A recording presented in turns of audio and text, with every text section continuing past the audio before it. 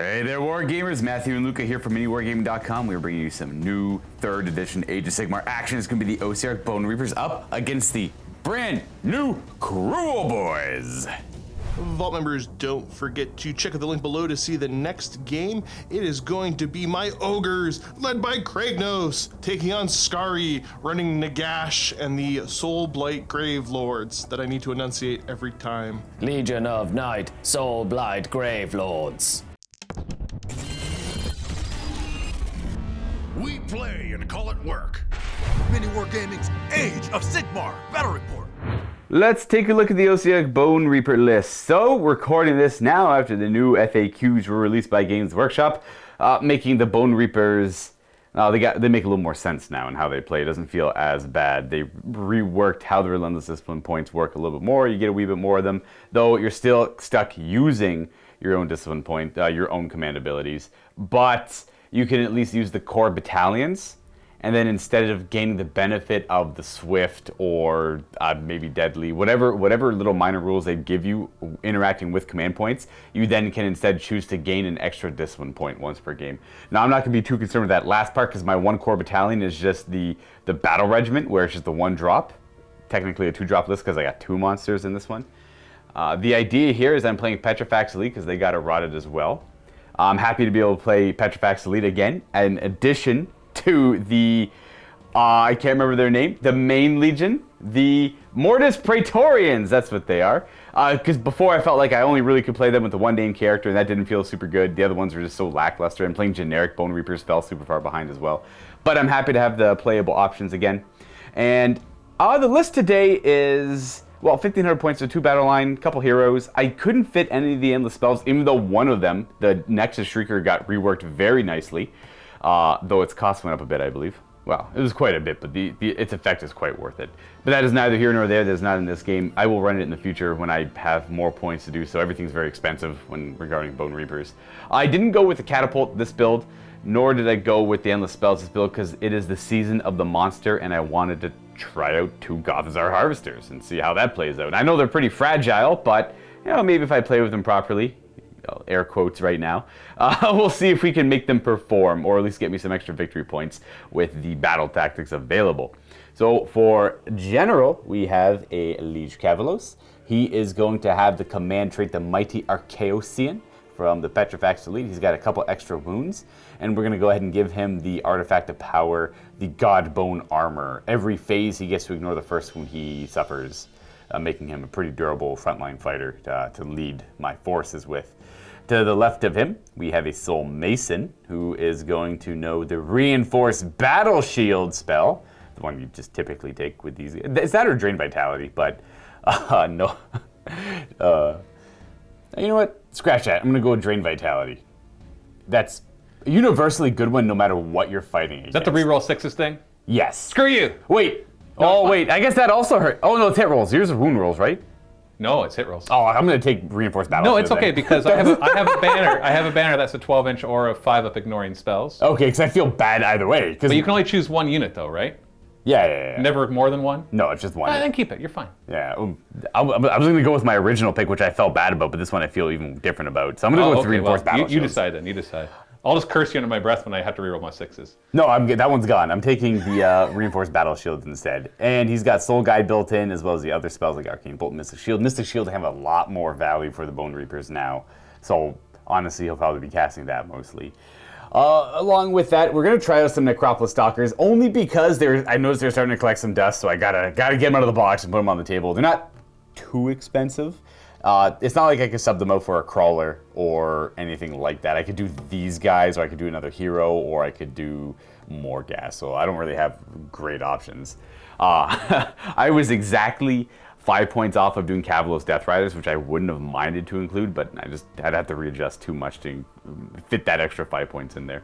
2 units of 20 Mortec Guard with their blades, Nadroid blades, and then we have the 2 Gothazar Harvesters with they got the Pummel Hands and the Scything Hands. And that there is my build. And over here we have my Kruleboyz. Now this is basically 2 boxes of the Dominion box set painted up, but not everything from it. Because first off, at 1,500 points, you can only have the 4 leaders. And second off, the only battle line available to the Kruleboyz are the Gut Rippas, of which I only have 20 from the 2 Dominion boxes. So they only give you 1 battle line in the Dominion box, which is too bad. I was hoping the Hobgrots were battle line too, but they are not. I kind of like that, to be honest, though. You know, it forces you, they don't just make everything battle line like how the Iron Jaws work. And so it forces you to do that. Otherwise, though, I would have liked to have 1 unit of 20 Gut Rippers because then I could supercharge them all. Anyways, so out front, what we do have is we have 2 brothers going into combat, 2 killer bosses on Great Gnash Tooths, or as they like to call them, their Great Gnash Teeth.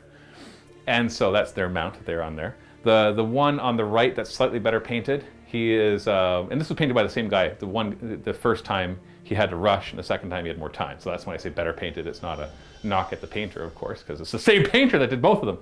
And so the killer boss on Gnash Tooth, that is the general. He's actually a wizard because he's a master of magic. That's the artifact. That's the artifact I gave him. And so he's got the arcane tome. Sorry, he's got the arcane tome, which makes him a wizard, and he's a master of magic, which lets him re-roll 1 casting roll, dispelling roll, or unbinding roll per hero phase. So he only knows 1 spell, and so that should be quite handy, especially to get rid of unbind your spell. So like I said, it's not as big a deal, the spells that you got, because there might be better chances to unbind, and then I have the banner, which we'll talk about in a moment. And then I gave him the Flaming Weapon universal spell, because it gives him +1 damage. And I should actually mention, this is before the Auric Warclans book is out, which should be evident because this should come out long before that. But I wanted to play them anyways, because most likely I won't be here when the Auric Warclan book comes out. Don't worry, I'm not retiring, just my wife is pregnant and we're going to be having a baby. And that means I'll be off for a few weeks helping her to recover. And so I'm kind of sad about missing the book, not sad about having another baby. Of course, just want to be clear about that.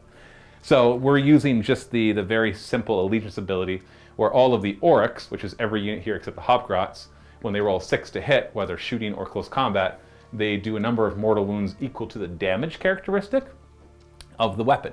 And so that's cool because the Flaming Weapon spell adds 1 to the damage characteristic of his weapon. So all of a sudden it'll do 3 mortal wounds instead of 2. So I thought that's a neat little combo, and we'll try to see how that works. The other killer boss on Great Gnash Tooth is going to have the Amulet of Destiny. I've got a Warlord battalion here, so I'm able to bring an extra enhancement, which is just a really boring 5-up award save one. But I don't really have my own to choose from, so I'm just choosing from the rulebook here. And the 5-up ward, I think, is a broken one for like the giants and stuff. It's not as big a deal on the smaller units, but that's what I decided to take. So he's got a 5-up ward, which should help him stay alive. Then my other 2 leaders, the first one there will be the Banna Bear, which his actual name is a Merc Knob with Belcha Banna. So he's the one that units wholly within 12 inches, if they're hit by a spell or affected by an endless spell, I can roll a die on a 5+, they ignore it. I like that.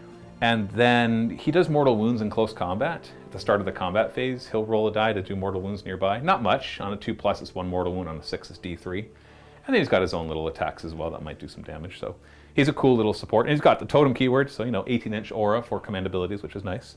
And then we got the shaman. And there was a bit of a mix-up and I sent the wrong bits. Otherwise, I would have actually brought 2 shamans. So I just have the 1, because I'm actually 70 points down. Oh. So, and I didn't want to bother with allies. I guess I could have brought, I actually don't even know if there's an ally that's, everything's more expensive now, so. And so I'll get a Triumph though, which we'll talk about in a second. So I got my Swamp Kala Shaman in his little pot grot, little cute little guy. And this guy, he's a wizard, but you'll never see him cast a spell. He'll unbind if I need to. Interesting. Because he's got a built-in ability called Poisons and Elixirs, that instead of casting a spell, I can hand off a poison or an elixir to a Kruleboyz Auric unit, so anything on the table except the Hobgrots. And if it's a poison, then their mortal wounds activate on a 5+ rather than a 6+. If it's an elixir, they get +1 of their saving throws. Other than that, he's got a cool spell, which kind of disappoints me. It's that it's table-wide +1 charge for all of my Aurics, and enemies get -1 charge. Oh. Because it summons a boggy mist. So the whole table gets filled with boggy mist, and that makes me go faster and makes you go slower. But that's kind of cool, but you'll rarely see me cast it, because by the time I would not be handing out the elixirs and poisons is when my army's mostly dead or they've ran off ahead, in which case I don't need the plus charges and minus charges. But who knows? Who knows? I gave him Levitate as a universal spell, which lets me have a unit fly, but I don't really care. But whatever. That's kind of cool. Now for my units, I have 2 battle lines of Gut Rippers. So this is 10 of each. So once again, they're not really good at fighting, except that they do the mortal wounds. And so that's why I did this as Kruleboyz, not Worklands, because it doesn't really give them anything. At least I'm not seeing how they can give that. Because they got a 2-inch reach with 2 attacks, but they're just 4s and 4s, no rend 1 damage. So they're really fishing for those 6s.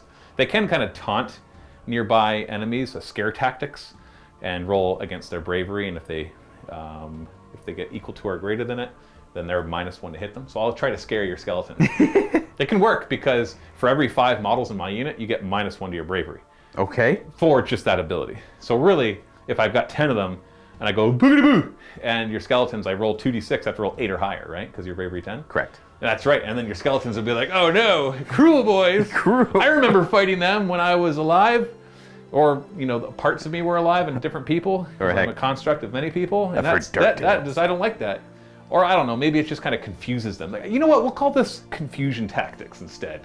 They just don't quite know where to strike because there's misty stuff all around. I don't know. So they're gonna run in there. And then we've got our Man Skewer Bolt Boys. This is where I actually spent a lot more of the points because they're 120 for 3. So I brought a unit of 6 of them. So they can either stand still and fire 24 inches one shot, or they can move and they fire 2 shots at 12 inches, but not as good at 2 hit. But I kind of like the moving and firing instead, because then you get more chances to roll those 6s, assuming there are enemies within 12. Because they're 2 damage regardless, so they roll those 6s to hit, and it's just 2 mortal wounds. But that's pretty cool. And, you know, they're there to help unleash hell when you charge into something, maybe, I don't know. And then we've got our filler units of Hobgrots. They're great because they're cheap. The end.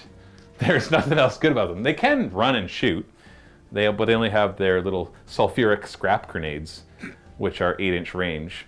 But, you know, they're 4s and 3s, -1/1. But remember, they don't do the mortal wounds, because these are not orcs. These are Hobgrots, which are basically just like a slightly larger grot, I guess, is what a Hobgrot is. I don't know. What's a Hobgoblin versus a goblin? A Hobgoblin is a mixed breed between a Orc and a goblin, usually? That's a couple race. I can't remember if it's orcs and goblins. Yeah, I don't remember either. But this is Age of Sigmar, so they can have their own rules for what the heck that is. Now, they have 2 attacks in close combat each. 4s and 5s, no rend 1 damage. But hold on, if they roll a 6 to hit, it does 2 hits instead of 1. I don't know. They're there because they're 95 points for 10, which means they can jump on objectives, they can screen, all that kind of fun stuff. And that is my 1430. Now, because I'm assuming I'm down in points to you, is that correct, Luca? Yeah. Yeah, by probably a good amount. I'm exactly 1,500. Yeah, so I'm down 70 points. So for my Universal Triumph, I chose Bloodthirsty. So once per battle, after making a charge roll, I can re-roll it.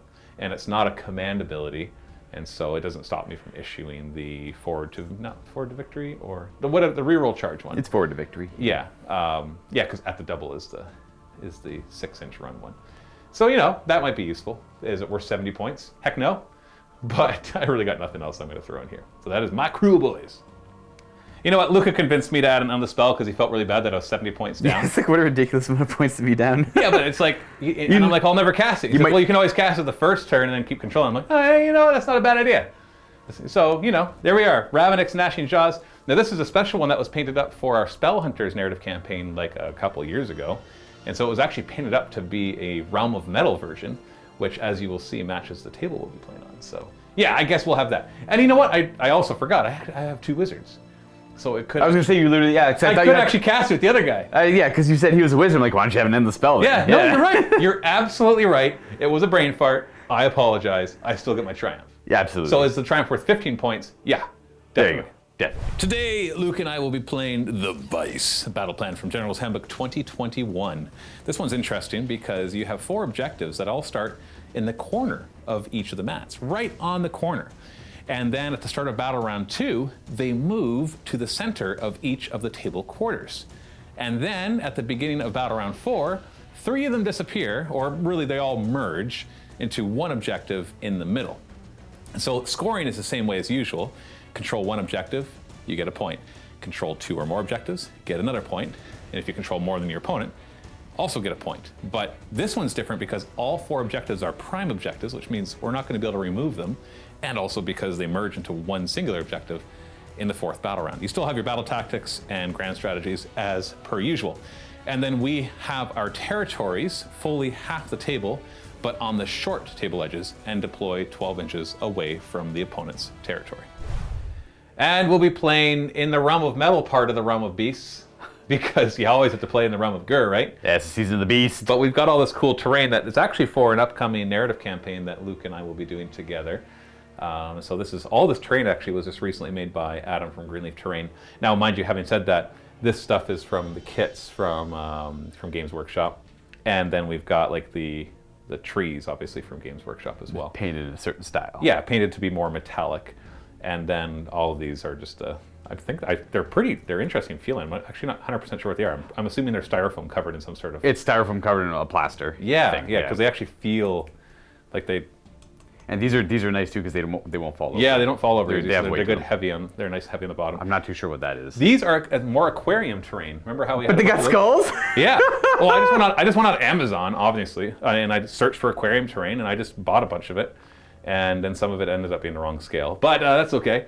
And I just had them painted up. That's really all it is. Nice and simple. So you can find terrain ideas anywhere, and aquarium terrain is a great place for it. It is a great spot, yeah. And of course, the mat is from Table War, and it works nicely with this color scheme. Probably one of the few mats that's going to work with this color scheme. Yeah. But we'll play around with it. And of course, don't forget for our Silver Vault members that there are discounts for over 50 companies that do hobby supplies, terrain, models, all sorts of stuff. So you can check that out at miniwargaming.com/silver discount. Whether or not you're a silver member, you can still see what they are. And they just have to be a silver member to actually get the coupon codes. Easy way to save the cost of your membership and then some. So check that out. And here we are, all deployed. So I won the roll-off. I chose to be the defender. Matthew went with this side, deployed one drop first, then I did a drop, he did a drop. I did my whole battle regiment, then he did his whole battle regiment. I went with the Gothazar Harvester on the objective in the back corner, because a little bit faster, can move forward and keep up with the rest of the army. And I also went with my general, my Liege Cavalos, on the other objective with kind of redundancy and deployment. Mortec Guard, Harvester, and Stalkers near those woods, those wildwood. And then these Mortec Guard with the Soul Mason behind them to support them. And I do want to say there was an errata for the Bonereapers, and the Bone Tithe Nexus is fundamentally different in its placement now. You don't just place it down after determining the scenario. You have to set up all the terrain, you do all those normal rules, and then you pick your territory and you place it wholly within your territory, more than 3 inches away from objectives or other pieces of terrain. But there's a clause that is, if you can't fit it anywhere in your terrain, in your territory, you can actually remove a piece of terrain and then place it. So I removed a wall that was partially in my territory and put down the Bone Tithe Nexus there instead. And then over here we have Matthew's Kruleboyz. Yeah, I obviously the Hobgrots in the back are there to initially grab the objective, and the nice thing about the rules now, as opposed to second edition, is that regardless of who goes first, right away we resolve who controls what objectives. So if Luca makes me go first, I don't have to stay back here. You're right. I gain control, and then I can run forward if I want to. Also, the other interesting thing is neither of us have any units in reserve, nor a way to teleport. Yeah, this might not be super exciting until turn 3. Well, it's because the objective is going to move up to here and then to the middle, and so I think we'll have a hard time wrestling the objectives out from each other's hands until we're fighting over the middle. And so it's going to be a lot more about choosing the right battle tactics to make up for the lack of any real advantage in victory points. Because we're both just going to get 2 victory points each turn for controlling 2 objectives. And maybe the third battle round we could wrestle an objective away from our opponent and get that advantage, but I'm not quite sure. So other than that, my strategy is pretty straightforward. Obviously I have my battle line ready to go, supported by my heroes. For my grand strategy, we forgot to mention them. I chose prize sorcery, which means I need to have at least 1 wizard for my starting army on the table.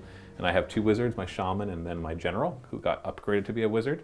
And I went with hold the line. So your battle lines. I got my super durable battle line in the Mortec Guard. Now, you don't have a way to summon in new units, do you? No, not at all. So you just bring back models? I just try and, it's the Harvesters that help bring them back, or mitigate the damage they take. Yes, exactly. And so we're not going to be messing around a starting army versus reinforcements, summoning units or whatever. Pretty basic. Straightforward. So we're just going to try to choose the appropriate battle tactics at the right time, because that could be tough, especially with the new General's Handbook ones. You don't want to choose ones that are super easy, and then later on, you should have chosen one of those ones and chosen some of the harder ones at first.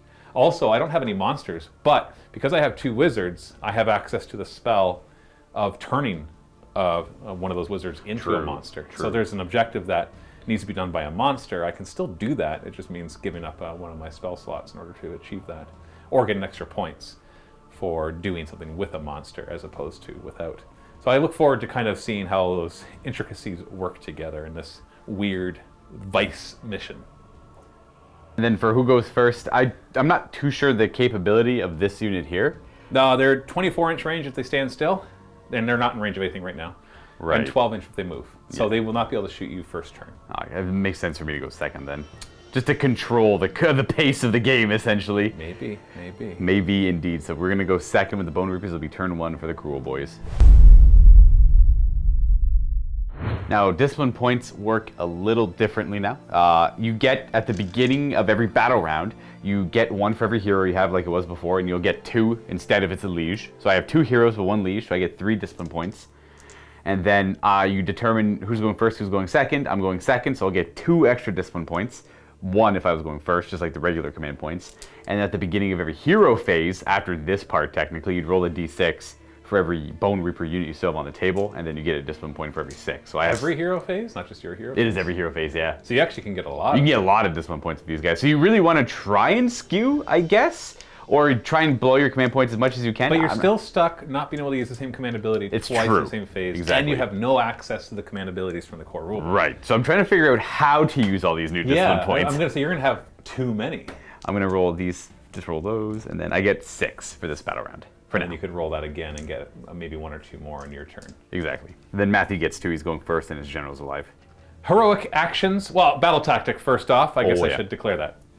Basically, the only one that I can accomplish this turn is Ferocious Advance. So I'll pick 3 different units from my starting army, and I complete this if they all ran and they all finish that run within 3 inches of each other. So I'll just make it simple. It'll be this big unit, and then him, and then these. I've got to get used to all their names. The Manskewer Bulk Boys, Yeah, the they're all Killaboss new. on Great Gnashtooth, and the Gut Rippers. So the 3 of them will run up, and as long as they're We're within going to 3 take inches of that each kind other, of position, yeah. which should be quite easy for them to do. They There's no other objective I could even complete if I wanted to, except for the monster taking an objective, in which case I'd have to cast a spell to turn into a monster and run back. So that's what I'll do. Now for heroic actions, there's nothing interesting here except just to try for an extra command point. I'll put it on the general, Heroic leadership. 4+. Hey, you got it. So I got 1 more command point, but only for him to use this turn. And you don't really have anything to do. I got nothing I can do. Which is nice for the Bonereapers in a roundabout way, because there's no point doing heroic leadership, because it doesn't say anything in the Errata/FAQ about gaining that as a discipline point. And I don't have any reason to recover, because no one's hurt. And heroic willpower is not going to help me out, because I'm not even in range to unbind any magic. Well, that wizard you couldn't do anyways, but it would be this guy over here. It'd be him over there, But yeah. he's more than 30 inches away. So it's nice that your basically willpower and recovery are going to be more often used by you. Exactly. Which is nice because that guy's very durable. So and he ignores 1 wound every phase. And then just heals and every turn. Bravery 10. Bravery so 10. It should be yeah. easy for him to heal D3 every single time. It's interesting to see how that's going to go going forward. But yeah, that's all I got. So for spells, I'm going to have my general, who's a wizard, try to cast Ravenix's Gnashing Jaws. The metallic version, the heavy metal version, needs a 6. I got an 8. You're too far away to I unbind. can't do anything about that It's yet. placed now within 6 inches, which right there is no problem. Bloop. It'll move at the end of the turn, and it shouldn't cause too many problems for where I'm going to be moving. So we'll see what happens. The Swamp Call Shaman is, instead of going to cast a spell, he's going to pull an elixir he's going to get an elixir from the Potgrat. Not that I have to have the Potgrat alive to do it. They just count as 1 model. Cool. And he's going to hand it to these Gut Rippers. Does the Potgrat do anything, or is he purely aesthetic? It's interesting because he has a couple of attacks on his own, but he doesn't have his own keyword, so he gets to do poison. And on top of that, he has to stay within 1 inch of the Swamp Call Shaman. But for all intents and purposes, they count as 1 model. So you can kind of like sneak them in places, and now this guy's in range of whatever that one's in range of. Oh. So like if you have a 1-inch reach with his weapons, for example, if this thing's within 1 inch of the enemy, he could use it.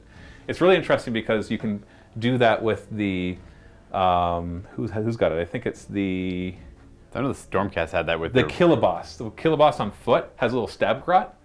And so if he put the stab grot out front, then all of his attacks are in range of the stab grot. So I think there's little fun manipulation things. But for your purpose, Luca, this just counts as 1 model. So if I attack the little guy, I attack the You're shaman. attacking the shaman. Interesting. Yeah.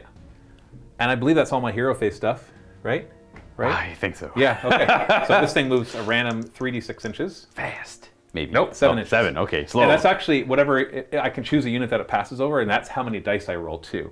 and every 6, I believe, does a mortal wound. Gotcha. And so right now it's just going to go 7 inches. This thing doesn't like dispel on the spells, does it? No, it does not. All right, so it's just going to... It does all the same things it did before with the same ranges. It just can't be put in the middle of the table anymore. Right. Waka waka waka goes the ravenous gnashing jaws. And then moving here, we're going to run these gut rippers.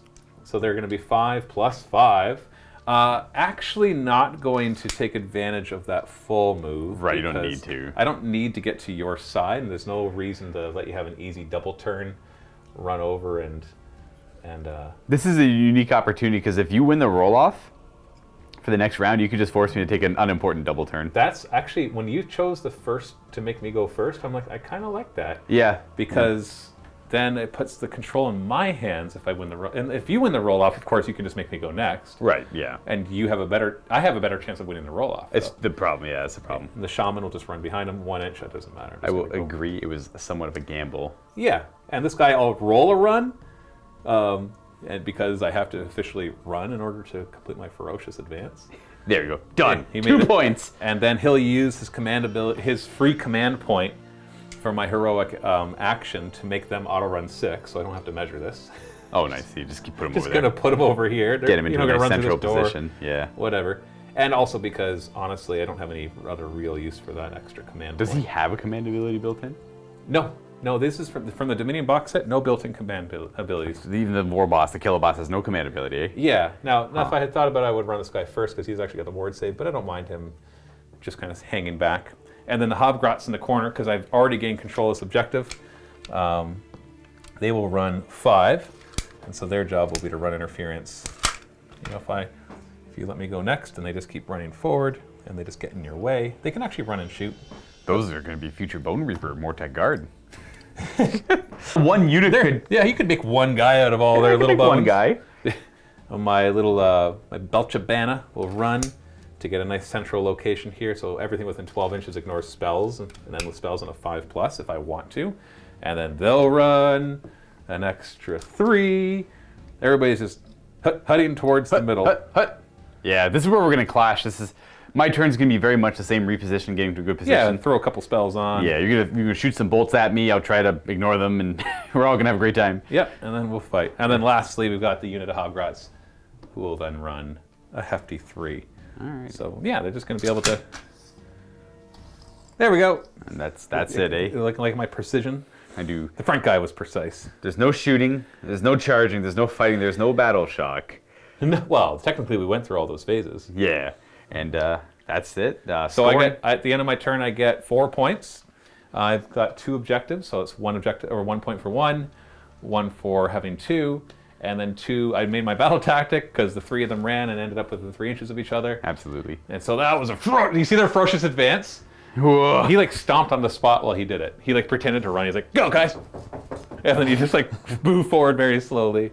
And now I have 4 points to your 0, so I'm already winning this game. Good start. Yeah.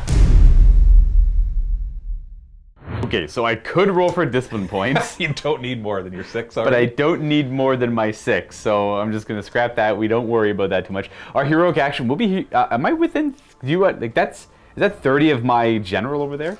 Because you want to be able to... Yeah. All right, I'll throw up a heroic willpower on him, So and you can dispel? he'll try to dispel because this guy does want to cast a couple spells here. Plus, that's 3, so that persists. All right. And you can't try again. That's No, it's forever here now. Okay, we're gonna go with our actual spell casting, which will be reinforced battle shields on this unit because the other one's too far away. What this does, if it works, which it does on a 7, if you would like to stop it, it will increases their ward save against mortal wounds only to a 5+ on that unit. I don't think my Gnashing Jaws could get to you this turn. What if I rolled? I guess they could. So it goes from a 6 up to a 5+. Right. And, well, you know what? I can do Unbinding twice. The real question is, do I want to use my Unbinding for my general who can re-roll it? Right. The other spell I have is Mystic Shield or Soul Guide. I'm not worried about that. So yeah, we'll try to unbind it. 8 or higher. Sorry, for my general. Yeah, for the general. Because I would want to reroll. You do stop. Okay, so you stop reinforced battle shields. We're gonna go ahead and cast for a second spell, Mystic Shield. We got it with a 5. Well, my shaman will now try to unbind that one, and I say, Oh no, never mind. Close, very close. Oh, I saw it as a 6. I know. saw the 6. I seen the 6 coming in too. So they are going to have a bonus to their saving throw, which is nice now because that goes to a 3 up and they ignore being petrified. Elite. They ignore rend. Not that Matthew's Force has any rend. Nope. But, you know, just saying, clarify. I do a little. Oh, there's a wee bit. Okay, I figured like the Killaboss probably. The Killabosses have rend. Their shooting has rend. Oh, okay. There's a little end. bit of rend. Gotcha. That's it. So that means we are going to then go to the end of the hero phase. I hope I've remembered everything. Stupid, of course. I literally Well, you also what the forgot to point tell me that what your battle tactic is. And my battle tactic Which should have been before your spell. It's the same thing as Matthew's, where I just run through. It's going to be those 3 units over there. These 3? Yeah, they're all because they have to end within 3 inches of each other. right. It's going to be, we'll say the boss. The boss, the harvester, and the unit. Yeah, they all have to end within 3 inches of each other for battle tactic. That is Ferocious Advance. We're going to go ahead and throw out a punishment from the Nexus here. How many wounds on the skewers? The main skewers? I want to say 2. All right. Everything is 2, and then like hero stuff like 6 and 10. I'm actually going to do a punishment of death on the skewers there. It's a 2+. It's going to launch out an orb, or it's going to gaze at them on a 2+. We do, and they suffer 1 mortal wound. All right. Bam. I don't ignore that. Their death is imminent. Well, they have 2 wounds each, so one of them's down to 1. It's the long con we're in here for. That should be it for my hero phase. This thing will move. That's I'll have to roll really high to get to your models over there. You might be able to block me somewhat. That's not bad. The 12 inches won't. Yeah, 12 inches won't get there, but it will allow me to kind of get in your way. Hello. I guess I'm not moving much over here. Yeah, he's gonna end like right What up, buddy? there. Hey, I know you're allowed to move through it still, but you still have to have your coherence. Exactly. Yeah. Actually, knowing that, I'm just gonna adjust it slightly just to make it so it's hard to get through. Alrighty. For movement, we are. I might as well use discipline points, right? I'm gonna use. You got 6 of them. I'm gonna use the Necropolis Stalker's ability. It's got a name. I'm gonna go down to discipline point, and that's on Hunt and Kill on the Necropolis Stalkers. Now I know that's the beginning of the hero phase, so I apologize. All it's gonna do is let me re-roll my run or charge rolls, and let me move through terrain as if they had fly. And I'll allow it. Thank you. And for the Ferocious Advance, it was, again, this character, the monster, and the unit. So we're going to move all of this last. We're just going to move this stuff very minorly. We're going to move... Do you have a +3 movement thing? I do. It's Unstoppable Advance. I can only do that once now, though. Right, but who are you going to do it to? Probably the Mortec Guard over there. Just get him forward. Yeah, so I'm going to go down to 4 at one point. I'll just go ahead and say that now. They're going to do Unstoppable Advance on the Mortec Guard over there. So I can't do it on my whole army anymore, which is what you would typically do right away. It gives the unit +3 to their move. And yeah, so down to 4. We're going to run these Mortec Guard. Okay, well, cool. They get to go an extra 7 because they got a Necrophoros. I'm just going to go right up to the end of the spell. That's where they end up moving. They're staying within the woods. Dude, I don't... You're cover and Mystic Shield and ignore 1 level of rend. Ooh. What are you trying to accomplish? And shield wall. They're durable and all right. They're worth 3 victory points for me at the end of the game. We're gonna go with the wizard. There's no point in running him. We're just gonna move. I guess we will run him though. No, we're just gonna tuck him in over here because I think what I want to do is actually run this Goth as our harvester. Well, womp womp. We got a 1. 7 inches. Look at him go. He's gonna go to there. All right, and we're going to go to the other side where the Mortec Guard over there currently moves 7 because of Unstoppable Advance. We're going to go ahead and roll a run. That gets +1, so he goes 10 inches, or up to 10 inches with them. Whoa! We are abandoning the woods and taking up this position. So they're the vulnerable ones. They're the vulnerable ones, unfortunately. We're going to run. There you go. He goes also 7. But you know what? That's okay because he'll get in range of them. Just make sure you're within 3 inches of the last guy, too, though. Well, he moves 12. All right. So he should be, or 10 or 12. He should be okay. You might want to spend a discipline point to make... Oh, wait, I can't. You can't. I've already committed. You can't. I've already committed. So yeah, he's gonna have to land like about here, which should be no problem. He's gonna go ahead and Is run. it 3 inches of both other units? I believe so. Yeah. That's how I played it on the other side to make sure. But yeah, I'm gonna do it that just has also. 3 inches of other units from this. So he's gonna end up there. I'm gonna just keep it safe and triangulate. They're all within 3 inches of each other. Yeah, because that's just it. Like if you put them in a line, like one in the middle and then the other one's within 3 inches of the one in the middle, would you consider that being within 3 inches of each other? And I don't know. I think the way you're saying it, I think is the way we should play it. Stalkers! They get to re-roll that run because of Hunt and Kill. Ha ha! We're going to be very aggressive with them in case I am forced to take the double turn here, that these guys Well, are. that's something that you can do, right? They're capable of getting in there. It's not a guaranteed charge, obviously. They only move 6. They move 12 with that full move. That is it for movement. Shooting, I ran with both my harvesters, so they're not going to fire their death's heads. And you didn't come within 9 inches of me of any of those movements, so I can't do a redeploy. Correct. No redeploy. I think that's it. There's no shooting, there's no charging to do, there's no fighting. So, no battle shock. We are on to scoring, where I had 2 objectives, not more than Matthew. I get 2 points, and I did finish my ferocious advance over here. And that's 4 points for me as well at the end of the first battle round. So we lose all of our command points and our discipline points, and we're going on to the second battle round where the objectives move. They go to the center of each. The center of each table We can quarter. precisely measure these if it comes up. Yeah, they're just going to be generally But around here. basically, they're around here. The issue here is that neither of our forces can immediately threaten each other's objectives. Right now, battle round 3, it could actually come up. So Correct, yeah. we'll carefully place them. So we put them properly. There, we actually measured precisely. That one's buried under the terrain, but you can kind of see the orange a wee bit. Yeah, it's interesting because normally the rule is you can't place terrain near objectives, but there was no objective there when we placed the terrain. Right. I wonder if this one is intended to, like, you know where the objective is going? It doesn't say that. Oh, I checked okay. it. It just says the defender sets up the terrain. All right. And the rules are you can't set it up within 3 inches of an objective, but the objectives are in the sides or in the corners. So. And we got that one there just behind the harvester. Now we have to roll off for priority, where I don't really, at this point, think I care too much who gets it. I got a 6. Well, I beat you on a 6. That's true. Hey! Oh, interesting. Power to Matthew. Do you want time to think about this? No, I'm pretty sure you got the double turn. I don't want it, though. Yeah. You take the double turn. It'll give me an extra command point. And while these guys can throw the command ability to reroll charges, move up 6, they can probably get in there.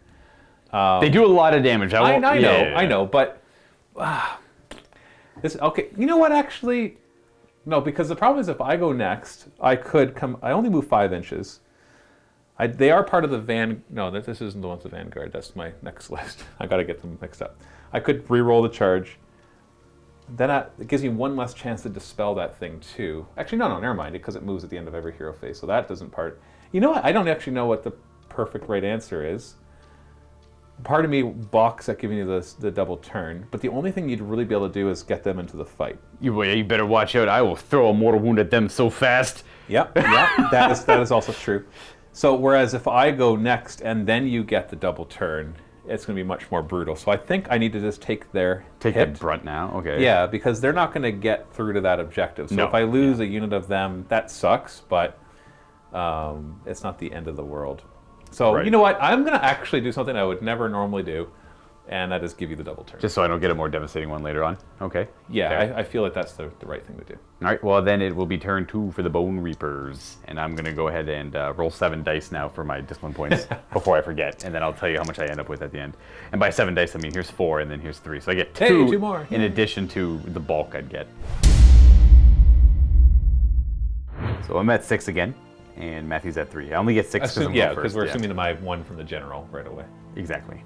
Hero phase stuff. We are going to go ahead and declare my battle tactic being Monstrous Takeover.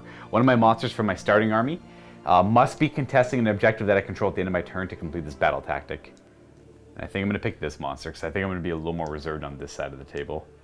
So it'll be this monster controlling that. I don't have to declare the objective, but it's going to be that objective. And we are also going to spend one of our discipline points on my stalkers for hunt and kill on their command ability on themselves. Roll runs and charges. Yeah, and they get to ignore terrain, not that that matters too much. So I'll go down to 5. I got to show off we're both at 4 points as well. Heroic actions, we're going to declare heroic willpower from my general. What would you like to do? The only one that makes sense right now is heroic action. Heroic. Because I already have 2. Leadership. I already have 2 unbinds available to me. Right. And so on a 4+, I'll give it to I'll give it to my totem actually. Okay. Actually, yeah, because I think they're both within 18 inches of over here. Yeah, I'll still give it to the totem. Just for fun. Nope. Okay. And then I'm going to go ahead and use that heroic willpower to attempt to dispel this Ravenak's gnashing jaws. That's a 9. All right. Poof. All right. All right, what we're going to do here is cast some spells. We are going to open up with a Mystic Shield on the... You don't have to declare the target. Yeah, we're going to do Reinforced Battle Shields from the Soul Mason. We got it with an 8. So that's the only units with shields, them and the Caval's Death Riders. And what does it do again, remind me? Their ward save against mortal wounds goes to a 5-up. Well, I'm going to roll to unbind it. It's just the question of the re-roll or not. Right. And what else? And you only have... He's got a weird ability at the end of the hero phase. I didn't roll for it last time because it didn't matter, but he could cast another spell? he can cast a built-in spell called Soul Guide, which gives a unit rerolling heroes a 1, and I can get it up to D3 more casts. That's at the end of the hero phase, so it's But like he can, okay. Yeah. But only that spell. only that spell. What's the range? These 2 units, Oh, okay. 12 or I think. I don't care about that. Oh, actually, no, it's wholly within 24. Actually, my bad. It is wholly within 24. Totally within 24? Yeah. So you could actually soup up these units. I'll still use the General's Unbind. Right. So I got an 8, needing a 9. Close. Reroll. No, not quite. So they are going to have a reinforced battle shield. We're going to cast Mystic Shield next. We get that. That's going to go on this Harvester. Oh, you can obviously I'm not going to Unbind. not unbind that. All right. I think we're at the end of the hero phase now. No, I got to do the punishment. All right, death. Blam. Two up. Can we kill a guy? Ah, no. All right. Well, we tried. Dang it. Soul Guide. I get to roll a d6 on a 1. He doesn't get to cast it. On a 2 to 5 is 1 cast. On a 6 is d3 casts. 3 casts of Soul Guide. All right, cool. First Soul Guide is going to go on the Mortec Well, Guard. you have to declare the target. 11 on them. On these Mortec Guard? Yeah. Well, I'm not going to try to Unbind that one. And then he's going to cast it again. That's a... I got to double check. I think that's a pass. 6 is a pass. Well, I might as well try to Unbind that one because it's the lowest you're going to get. Okay, that one's You do. gone. All right. And then the last one. Oh, miscast. It's miscast. Miscasting. And I'm going to suffer 2 more wounds, but we have a ward save of 6 up. We take 1 mortal wound. That means you couldn't cast anymore. It's true. You That's are it. done though, thankfully. Happily, it's the last one. 5 wounds left.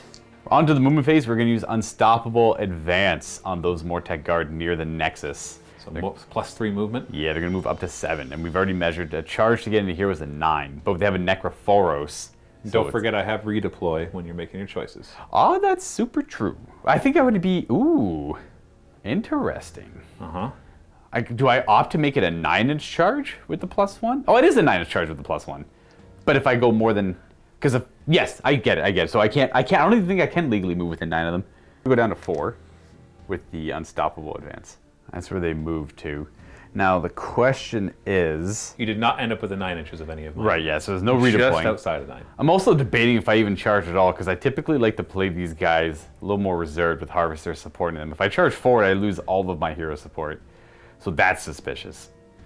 We're going to move forward these Mortec Guard. They're going to run. They go 4 + 7. They go 11 inches. That's where they end up moving up. They're all still coherent because they're 25 mil bases, all touching with one another. We're going to have the Soul Mason go ahead and... we'll do the Soul Mason running. An extra 1. Ooh, that's the one they didn't want. He doesn't get to move super far. He just goes over here. That's not ideal. And then we're going to have you run as well. You go 6 + 3. I have to keep you within range of that objective, though. That's where he's going to end up moving. He's going to go up and around. How close does he have to be to support them? He's too far now. He's going to be within 3. Unfortunately. They rolled rather well. They rolled rather paltry, but... And we're then going to move these units. The Harvester... Yeah, this Harvester is just going to move forward to support. No need to really run. Yeah, and obviously I'm not choosing to redeploy Right. when they came up. Because you want to save a redeploy for over here in case it comes up. Probably, it's hard. It's a hard choice because, like, right now I wouldn't mind redeploying these ones back and just making that charge a little harder, but it's fine. I got Unleash Hell and I might not even go. I don't even know. exactly. Yeah. I'm not even sure if you make that charge, and if you do, it might be bad for you. So I don't know what who they're knows? capable of doing. Like, I know their profile, but it's one thing to know and one thing to see it. And I don't know if it's worth even going for. So I'm going to make the decision to stay more than 9 inches away from the Kruleboyz. I'm not too sure what they're called. The Gut Rippers. Gut Rippers! Just so they don't have access to redeploy, making my charge that much harder. Because this is a charge I want to do 100%. So essentially, you're adding 1 inch to your charge because you were going to be an 8-inch charge. Now it's 9. In exchange for me not moving D6 inches away, which Correct. could have made the charge way more than 1. On average, more than 1. Heck, even more possible. Yeah. We're going to go ahead and finish the move like that. And then the general, my Leech Cavalos will run. Let me see where he ends up with a regular move. Leech Cavalos will just do a regular 10-inch move to this side here. Again, staying more than 9 inches away from both those units. To prevent shenanigans, we have... And that's without a run, right? That's without running. Yeah, so he is still capable of charging, though he's got to kind of go up and around these guys, so ideally they would charge first. We're going to go with the Gothazar Harvester, firing his Death's Head. I have to look at the range. I think it's about 18, though. We're going to take some shots into these crossbow boys. Fire, it's 16-inch range, not 18, but it's still in range 2 fires. 4 shots will crack into those skewers. We have 3 hits and 1 wound at Rend 1, I believe.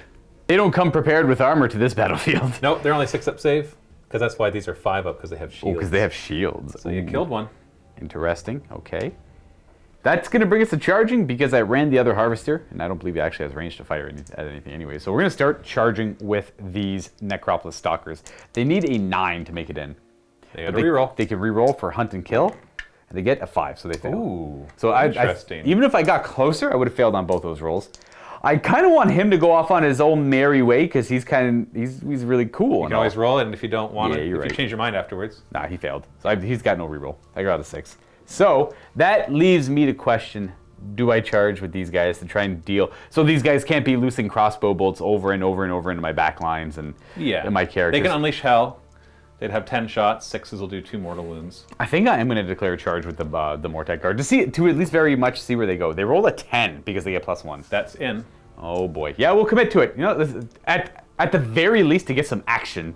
Crashing in like that. Well, I will spend a command point and unleash hell with the unit that you just charged. Absolutely. So that'll be 10 shots for them because they have a rule that if they stand still and there are no enemies within 3 inches. And I'm kind of glad you're within 3 inches. Yeah, you get double shots. Because I'd rather, it doubles up my shots. It makes the hitting harder, so I'll be hitting on, with the -1, I'll be hitting on 5s instead of the 3s. But you only care about one number. Well, it's not completely true. These ones wound on 3s and have a -1 random 2 damage. But if I roll 6s, it just goes straight to 2 mortal wounds. So here we go. All right, so we'll just put those 2 aside. So we got 2 6s. Because it's the equivalent ability to Frightful Touch, if anyone's curious. It's exactly. Just attack sequence ends, mortal wounds. Yeah, attack sequence ends, it's mortal wounds equal to the damage characteristic, so that's 4 mortal wounds. These ones are going to wound on 3s. Oh, nice. And they're -1, 2 damage. The Petrifax Elite have better Ignore crafted that armor. -1. Yeah, they just go back to, okay, it didn't matter. Right, There's so you take -1. 4 mortal wounds, which you ignore on what? 6s, because the battle shield's on them. So they only got the 6-up ward, which they make 1. So 3 of them Do they get the 6-up? Oh wait, you can only get it 1 ward anyway. Exactly, yeah. So they're going to die. We're going to lose 3 of them. As they charge in, they get skewered. Can those guys stand back up in any way? No, I'm just going to pull them. Okay. The dramatic effect. Oh, no. I see. I don't know if I want a shield wall here or bludgeon. So bludgeon is... Just so you know, I forgot one thing. Ooh, it's yes. not going to have any consequence because you failed your charge, but these guys can try to scare you. Ooh, boogie, They boogie. choose a unit within 12 inches at the beginning of the charge phase. So basically before you charge, or before I charge. And then at the start of any charge phase, and then they roll 2d6. I add 1 to it for every 5 models. And if I get equal to or higher than your bravery, they're -1 to hit me. Ooh. And so in this case, I'd have to roll 8 or higher. So it didn't matter. Okay. And either way, so they would have been -1 to hit when they charged in. So I couldn't use it. I could have used it on them too, but it's only against them. So it's not gonna. It wouldn't work to give me -1 to hit them. Right. All right. Well, bludgeon is the Petrifax Elite command ability, which is, it just gives them an additional rend on their attacks. So it'll be rend 2 on their attacks. Redundant against the skewers. But what is the save on the Kiloboss? Yeah. The Kiloboss is a 3-up save with 10 wounds. Because I could shield wall and try and... I got to keep these guys alive, but I could do some damage Just here. so the audience knows, the objectives at the beginning of the battle round 4. Right. So not for another few turns. It's going to come right here. I think it is in my best interest to order them a shield wall, because killing's fine and all, but ultimately that doesn't get me to the end goal of the win. Like, it's all about holding. So I'm going to shield wall there and try and mitigate the damage here, because I think they have the hitting power just to take out those guys alone. So the shield wall is the reroll saves? Correct. So I should be down to three discipline points. We're going to pile in. So now you're going to bring them in. We're going to drag them in the interest of getting them in combat. So piling in, I got 4 of them, one of them being a Soul Cleaver Great Blade. You have space over here too. Oh, I do? Yes, by all means, please. I didn't It's see like that this because guy, of the building. it's not the nearest model, it's the nearest enemy unit. So you can have guys who are already touching a model kind of wrap themselves around. So you should be able to get your full 2 ranks like this. Full 2 ranks? Excellent. And then just like this That guy. one guy's out. Okay. So you have your full 2 ranks all the way around. So I'll do 4 attacks, 1 Soul Cleaver into the Kiloboss, and then the Are they remaining... only 1 attack each? They're 2 attacks each. So you mean... Sorry, 8 So 8 attacks. It's 8 attacks into the Kiloboss. 4 models attacking the Kiloboss. The remaining models will attack the skewers. And these are all rend 1, right? Correct. I am not going to all-out defense anywhere, just doing the math. If you roll super well, and then, that sucks for me, but it shouldn't matter here. Absolutely. All right. And giving them all-out defense to bring them to a 6-up save, because you're about to ignore their save, doesn't seem worthwhile with all the number of attacks you're going to be getting. So here's the Soul Cleaver Great Blade into the Kiloboss. To the general. It just it has +1 wound over the other weapons. But it also doesn't spike 6s or extra hits. So we failed the wound with that. 6 more attacks into the killer boss on 4s. No Nadgerite weapons there. And we wound 3 times at Rend 1.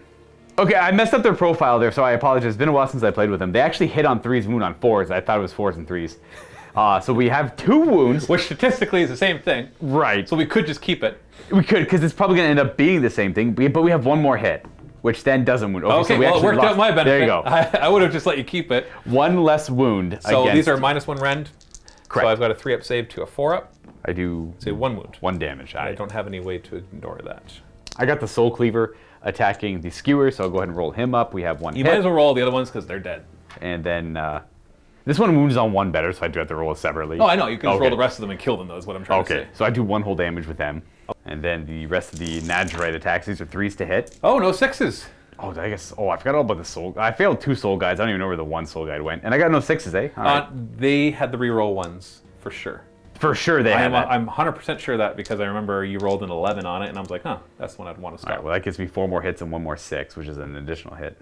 4 is to wound, 4 is to kill, so it kills 1, 2, 3, 4 and a half. Well, that's all I had left because you did 1 wound with the other guy. So I guess, Oh, it was exactly enough to kill him. I overestimated how good you would be. That's fair. But I mean, my crap 6-up save means that you destroyed them. and that is a kill there, and you get to retaliate. I have no more fights to do. Okay. Fun fact, because now the rules are that I have to end my pile-in at least as close to the nearest unit, the fact that you have 2 guys on me does not stop me from taking him and going like this. Only requirement here for that model So that is is- to still touch base with that unit. The reason I want to do that is because then it lets more of these guys get into the Absolutely, fight. yes. So he's going to move in, and he's just going to spear you. Nothing special. So we'll start with his attacks, because they can do mortal wounds. The mount cannot. Right. So these are hitting on 3s. 6s do 2 mortal wounds. Yeesh. Okay. And wounding on 3s does nothing. And then the mount hits on 3s. Should have all out attacked here. Wound. Well, actually, that wouldn't have mattered. 3s to wound. So these are -2 rend, 2 damage. So you ignore the 1 level of that. I just reduced it by 1. So it goes down to Rend 4 up, so Rend 1, so I have a 5 up save. Rerollable. And a rerollable for Shield Wall. They're 2 damage each. Do Does- you ignore that at all? I just have the ward save. From. Deathless Warriors. And they're still in range because they have a Hecatos inside That's there. their unique thing is the Hecatos provides that as well. So 3 of them 3 more die. get killed. So not very many. So That was a pretty poo attack. yeah, I mean that thing doing 2 damage is scary, but I'm happy it didn't do super hot. There you go, and then you get to pile them with the other unit. Yeah, obviously I'm going to try to get as many of them into combat as possible while still retaining my coherency because I have more than 5 models. They've got a pretty good reach as well. Yeah, they got a 2-inch reach. Yeah, But they're on big bases, so they need it. we'll probably get only 4 of them fighting. Oh, because the other ones are just too far away to get within 2. Gotcha. We'll see. 11 attacks are in range, 4s to hit. Really looking for those 6s. Hey, though. we got 3 of them. 3 mortal wounds. The rest of this I don't really care about. 4s to wound. 1 wound at no rend. I make You my made save. it. So All right. 3 mortal wounds then. We have Deathless Warriors, which prevents none of that. 3 of So them 3 get of them die. skewered. So I lost 9 for that, but I think I like it still. You don't battle shock, so Yes, these guys still kept their ranks unbroken by descent rule. It kind of scared me a little bit in the Errata where it said, you know, replace it with this following, but then I read it again and it's like, no, they keep their battle shock immunity. That's all I've got. That's all Matthew's got. yeah, I've got no battle shock to take because you just destroyed my unit. Right, and then we go to scoring. I still have 2 objectives, not more than Matthew, and I have the 1 monster I declared contesting the 1 objective. There's no other monsters nearby. Roar. That's a whole 4 points for me on this battle round. I roll my discipline points up. I get a further 3. Oh, geez. For this remainder of battle round. I don't think- Back up to 6. Matthew goes up to 3. Like, it's nice to get all these discipline points. I just don't know what to use them on yet. Yeah, like you can only have 1 unit have their Shield saves wall. rerolled, right? I can only do endless duty once. Before it'd be like if I could like endless duty 8 times, right? And it's just do boom, done, no problem. But that's not the case anymore. I'm going to choose broken ranks as my battle tactic, and I don't know if I have to choose a battle line. Does it say pick a battle line? Yeah, pick 1 battle line unit from your opposing player's army. I don't My know. army, yeah, Your my- army, Luca's that- army. them. This one right here. And we're going to try to destroy that. If I destroy it, I'll get my battle tactic. If it's destroyed by a monster, I get an extra point, but the only way I could get a monster is to having him use his 1 spell. Interesting. That'd be kind of cool though if that worked out. Yeah, but his other spell that I've got, first off, I can just cast the Gnashing Maw again, or I can give him +1 damage on his weapon, which would then let do 3 mortal wounds. True. All that extra stuff, that kind of things. Now, it does allow you to put all of your defensive power into that unit. But I just got one, like just shield wall. That's it. yeah, seems like a bit of a risk. But I'm gonna, for my heroic action, do Finest Hour on the not general kill a boss, which will give him +1 to save and +1 to wound for the end of this turn. What is your heroic action going to be? Well, we're gonna try and recover some damage for that miscast on my hero here. He's only lost 1 wound? He's only lost 1 wound. So as long as I roll 10 or less? 10 or less, he'll recover it. I swear. I swear. It happens all the that time. has happened 90% of the time when I've had a bravery of 10. Oh, it happens all the time. Yeah. I only play Bravery 10 armies. Yeah. It always like happens. how do we always roll 11s? It's not even 12. It's always 11s. I know. There's nothing else I could have done anyways. I don't mind failing that. Willpower. No, you got 2 unbinds I got already. 2 unbinds already, right? So That's true. That's true. It's just funny that it fails every time. Well, I'm going to hand out the poisoned to them, so now Yeah. they do mortal wounds in 5s instead of 6s. Although, no, yeah, to them. I need to focus that down. He's more just coming up to distract, and the Finest Hour is The whole unnecessary. you got 2 up save right now with Finest Hour. Yeah, Which is yeah, nice. yeah. I know you can get an extra run on them though. Is that I right? can. They can bludgeon for an Yeah. extra rend, yeah. But I can mostly keep them out of fighting him too much. I don't know. Maybe he won't even charge. Maybe it was a mistake to do that. Either way, all I know is I have to decide on the spell he's going to cast. Now it's between Flaming Weapon. Like, I know he can Arcane Bolt or Mystic Shield too. The Flaming Weapon to do the extra damage. Arcane Bolt, I could just do D3 mortal wounds to them. Ooh. But I'm thinking Ravenix Gnashing Jaws. Yeah. Needs a 6 to cast. I'll keep that 9. I can actually reroll. Oh, you're not going to reroll. Okay, gotcha. I fail this spell. Okay, Or so I'm this fine. thing is placed within 6 inches, so I'll Ooh. place it. Place it there? We'll place it as far forward as possible. I'll probably swing back and then move forward. Yeah. See, based on whatever it moves. Yeah, but You can just because the pivot it objective is going to be coming basically right here, so I can move it up to here and just get in your face. I know you can dispel it at the beginning of your hero phase, but maybe you'll fail. Yeah. And so there's You always might as that well try it, chance. right? I just have to roll 7+ to stop it. So It's not hard. so it's been pretty hard. So it's been pretty average so far. When you really think about it. 50-50. You're good. Yeah. So what's the distance? Is good. Oh, that's the end of the hero. That's phase. the end of the hero phase, Not which I quite. might be at right now. Oh, I'm just trying to okay. remember if there's anything else I got to do. I've handed that out. I don't have anything. Yeah, it's the end of the hero phase now.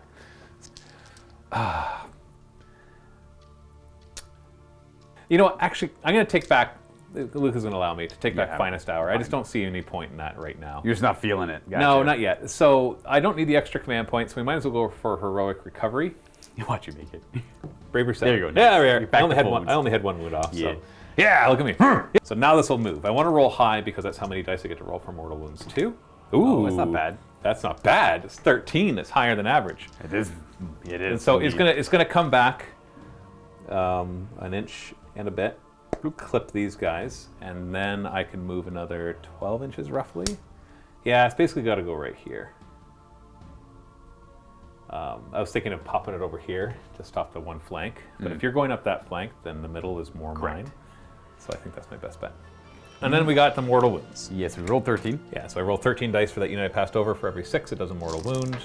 Yeah, So baby! They dodged the gnashing jaws. And then, Yeah, waka waka indeed. And then the unit that you landed near. No, I only choose 1. Oh, it's only 1? Yeah.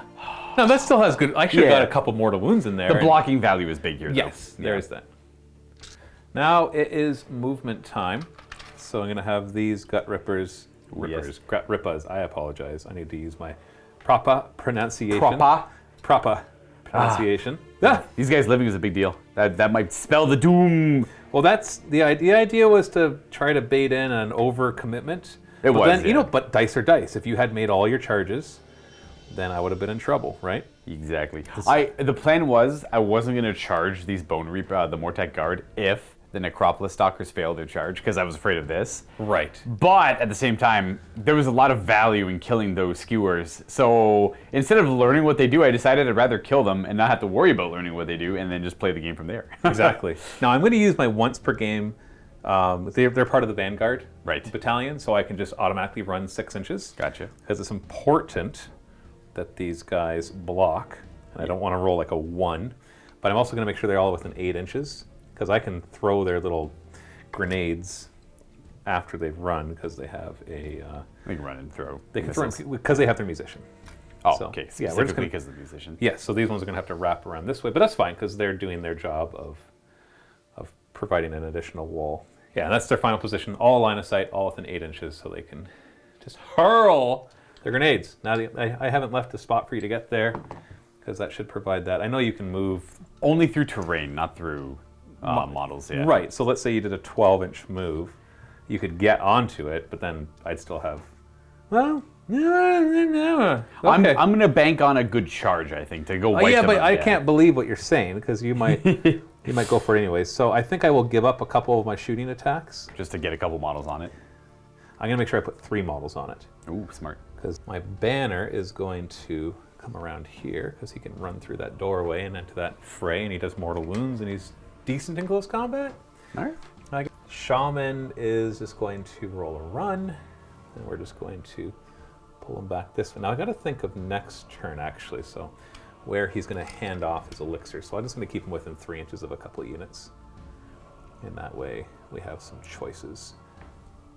And then the other Killaboss, whose finest hour it no longer is going, yeah, we're He's good. going to support the other flank. He's going to run back to here, both providing his command aura as well as another hit later on in the game. And then my other Hobgrots will do a run of 5. That's pretty healthy. And they're going to head this way. Well, part of me actually... Yeah, you know what? Their job is blockers, right? So right there, that 3 inches means you can't come through there. Now a charge, you I'd can have come to through. do like a big charge or something. But I got redeploy as well, so you scooch at all. You do any scooching, and then these guys could move further. So I love redeploy, by the way. Oh, it's a great command ability. Part of me wishes that it wasn't limited to once per turn, but I know that might just get a little frustrating and broken. Into the shooting phase. We're gonna hurl some of my Hobgrot Slitta's sulfuric scrap grenades. Okay. Yeah, that's right, 8-inch range. We're gonna throw it back at your Mortec guard right there. Are you ready for this? I'm absolutely You sure? ready. Yes. Okay, 4s to hit. So accurate. Very good roll. 6s don't do anything. Okay, good. That's good to know. This is the only, yeah, the Hobgrots are not auric, so they don't get the poison. They're not special. 3s to wound. So 3 wounds at -1 damage. Their armor ignores the rend. Well, being Petrifax ignores. So I make 1, I fail 2. 1 damage? 1 damage, yeah. So 6 And is to ignore. Ward. Take both. Ooh, all right, well, we're gonna slowly whittle you down. Pull you and you, I suppose. And then we'll have this unit right here also hurl their grenades. Only 8 of them are in range. Yeah. And remember, I can run and shoot because I have a musician. And my musician says I can run and shoot. So 3 hits, 3s to wound. 3 wounds at -1. 3 wounds, 4 ups. And then 6s to ignore. I can't remember where Mystic Shield was. I think it was on him. Yeah, you put it on the monster for Yeah, sure. that's what I thought. Okay. And 6s. So 2 die. 2 die. 2 die. Ooh. I don't know where I want those. I'm going to take you because you're just a spearman. You're not really. I'm going to put you there, though. So my Gut Rippers are going to do their Scare Tactics ability at the start of the charge phase. We're going to call this Confusion Tactics because it doesn't make sense to scare you. But it doesn't say anything about you being immune to battle shock changing this. I roll 2d6, add 1 for every 5 models I have. You haven't killed any, so I add 2. Yep. If I equal or beat your bravery, then you're -1 from them to hit them specifically. Okay. Yeah, which maybe you wouldn't even choose to do, but at least it's one less It's an target. ability to use. Yeah, so I need an 8 or higher because you're bravery 10. And you know. I fail it again. The tactics don't work. You're not. And then we got some charging to do. Let's start with Buddy Boy back here, my Merknob with Belchabana. Belchabana. He's going to charge a healthy 6, which, oh yeah, that's easily in. So he's going to come through this doorway. He didn't fly over it, I swear. And he'll end right here. And then we'll have this unit of the Gut Rippers charge as well. Let's get something nice and high. Sorry, that was out of your That's a 7. sight there. 7 inches, that's good. So we're going to finish the charge like this, because I did the measuring. I don't know if I need a 10 or an 11, but I'm gonna roll a charge for this Killaboss. No, he ran. Never mind. Oh, yeah, he ran. Never mind. So they're going to go I was to like, their wow, he's original. really close there, but that's because he ran. So we're just going to. That's where they were going to pile in anyways. That's where they're going to end up anyways. Yeah. So let's not pretend there's something else going on here. Neat. All right, so that's it for charging. Is there anything you do? I have. It's no monsters, so there's no monsters abilities. I will declare. So if we go to the fight phase, I will. combat phase. I'm going to shield wall them. I'll go down to 5 discipline points. Again, Now you're running out of not man too points. sure. Not too sure what to do with that. You got to do a build that uses them all. That's what you got to do. So where are you fighting first? Well, I think my most damage potential. It's hard because they mortal wound on 5s, Right. but obviously they're all. That's a going whole to be unit. Yeah. So, and then there's him, and there's always all-out attack as well, which obviously I'm not going to bother with these guys because we're just fishing for the 6s. So, start of the combat phase, I do some mortal wounds possibly. Oh, the Belcha. He's gonna puke on you. I assume the banner does something weird. On a 2+, it'll be 1 mortal wound. If it's a 6, it's D3 mortal Gotcha, wounds. one of those. Oh, very well, nice. maybe. Yeah, Hold on, still be let's one. not get too excited. Yeah. 2, all right. Ward. 6. Oh, 2. Wow, God. all right. I think we might do this. Blam. Yeah, let's have this big unit of 10, because they're all already in range. You want to use any command ability, like all-out attack or anything? No, because I don't care about them hitting. Because I don't care. I like it. If all-out attack was reroll, yeah, I'd be all over that, because I just fish for the 6s and nothing else, right? I just pick up everything that's not a 6 and reroll it. But there's no rend on them. You're rerolling saves, so it's 6s or nothing. It's really what the... Oh, yeah, they're 6s. These guys are on 5s. Right. Although, no, you know what? No. This unit first. That's going to go... Oh, because I'm going to... Because you could pull these ones away. That's the plan, yeah. Yeah. Though the next one is the Hecatos. I think I'd still give them up, though. Well, it doesn't matter. Yeah. So we're going to come in here. I'm going to carefully measure. So I have to straddle, though, because these guys would have to go that way. Right. And I don't want to. Keeping them coherent, so we have 4 obviously attacking. 5, I think, is what I got. Oh, I didn't see that. I didn't see that one guy. I thought he was part of the other unit. You're right, it's 5. Yeah, 5. Yeah. So with the boss man in there, we got 11 attacks. Something to hit, something to wound, we don't care about. I know it's 4s and 4s. It's 4s and 4s, yeah. But we're just looking for 6s. Sorry, 5s. 5s do mortal wounds because I gave them the poison. Oh, okay. I wasn't sure if it was like 2 mortal wounds on a 6 or if it triggers on a 5-up. I'd rather it be on a 5-up, to be honest, because then I can get more of them, theoretically. See?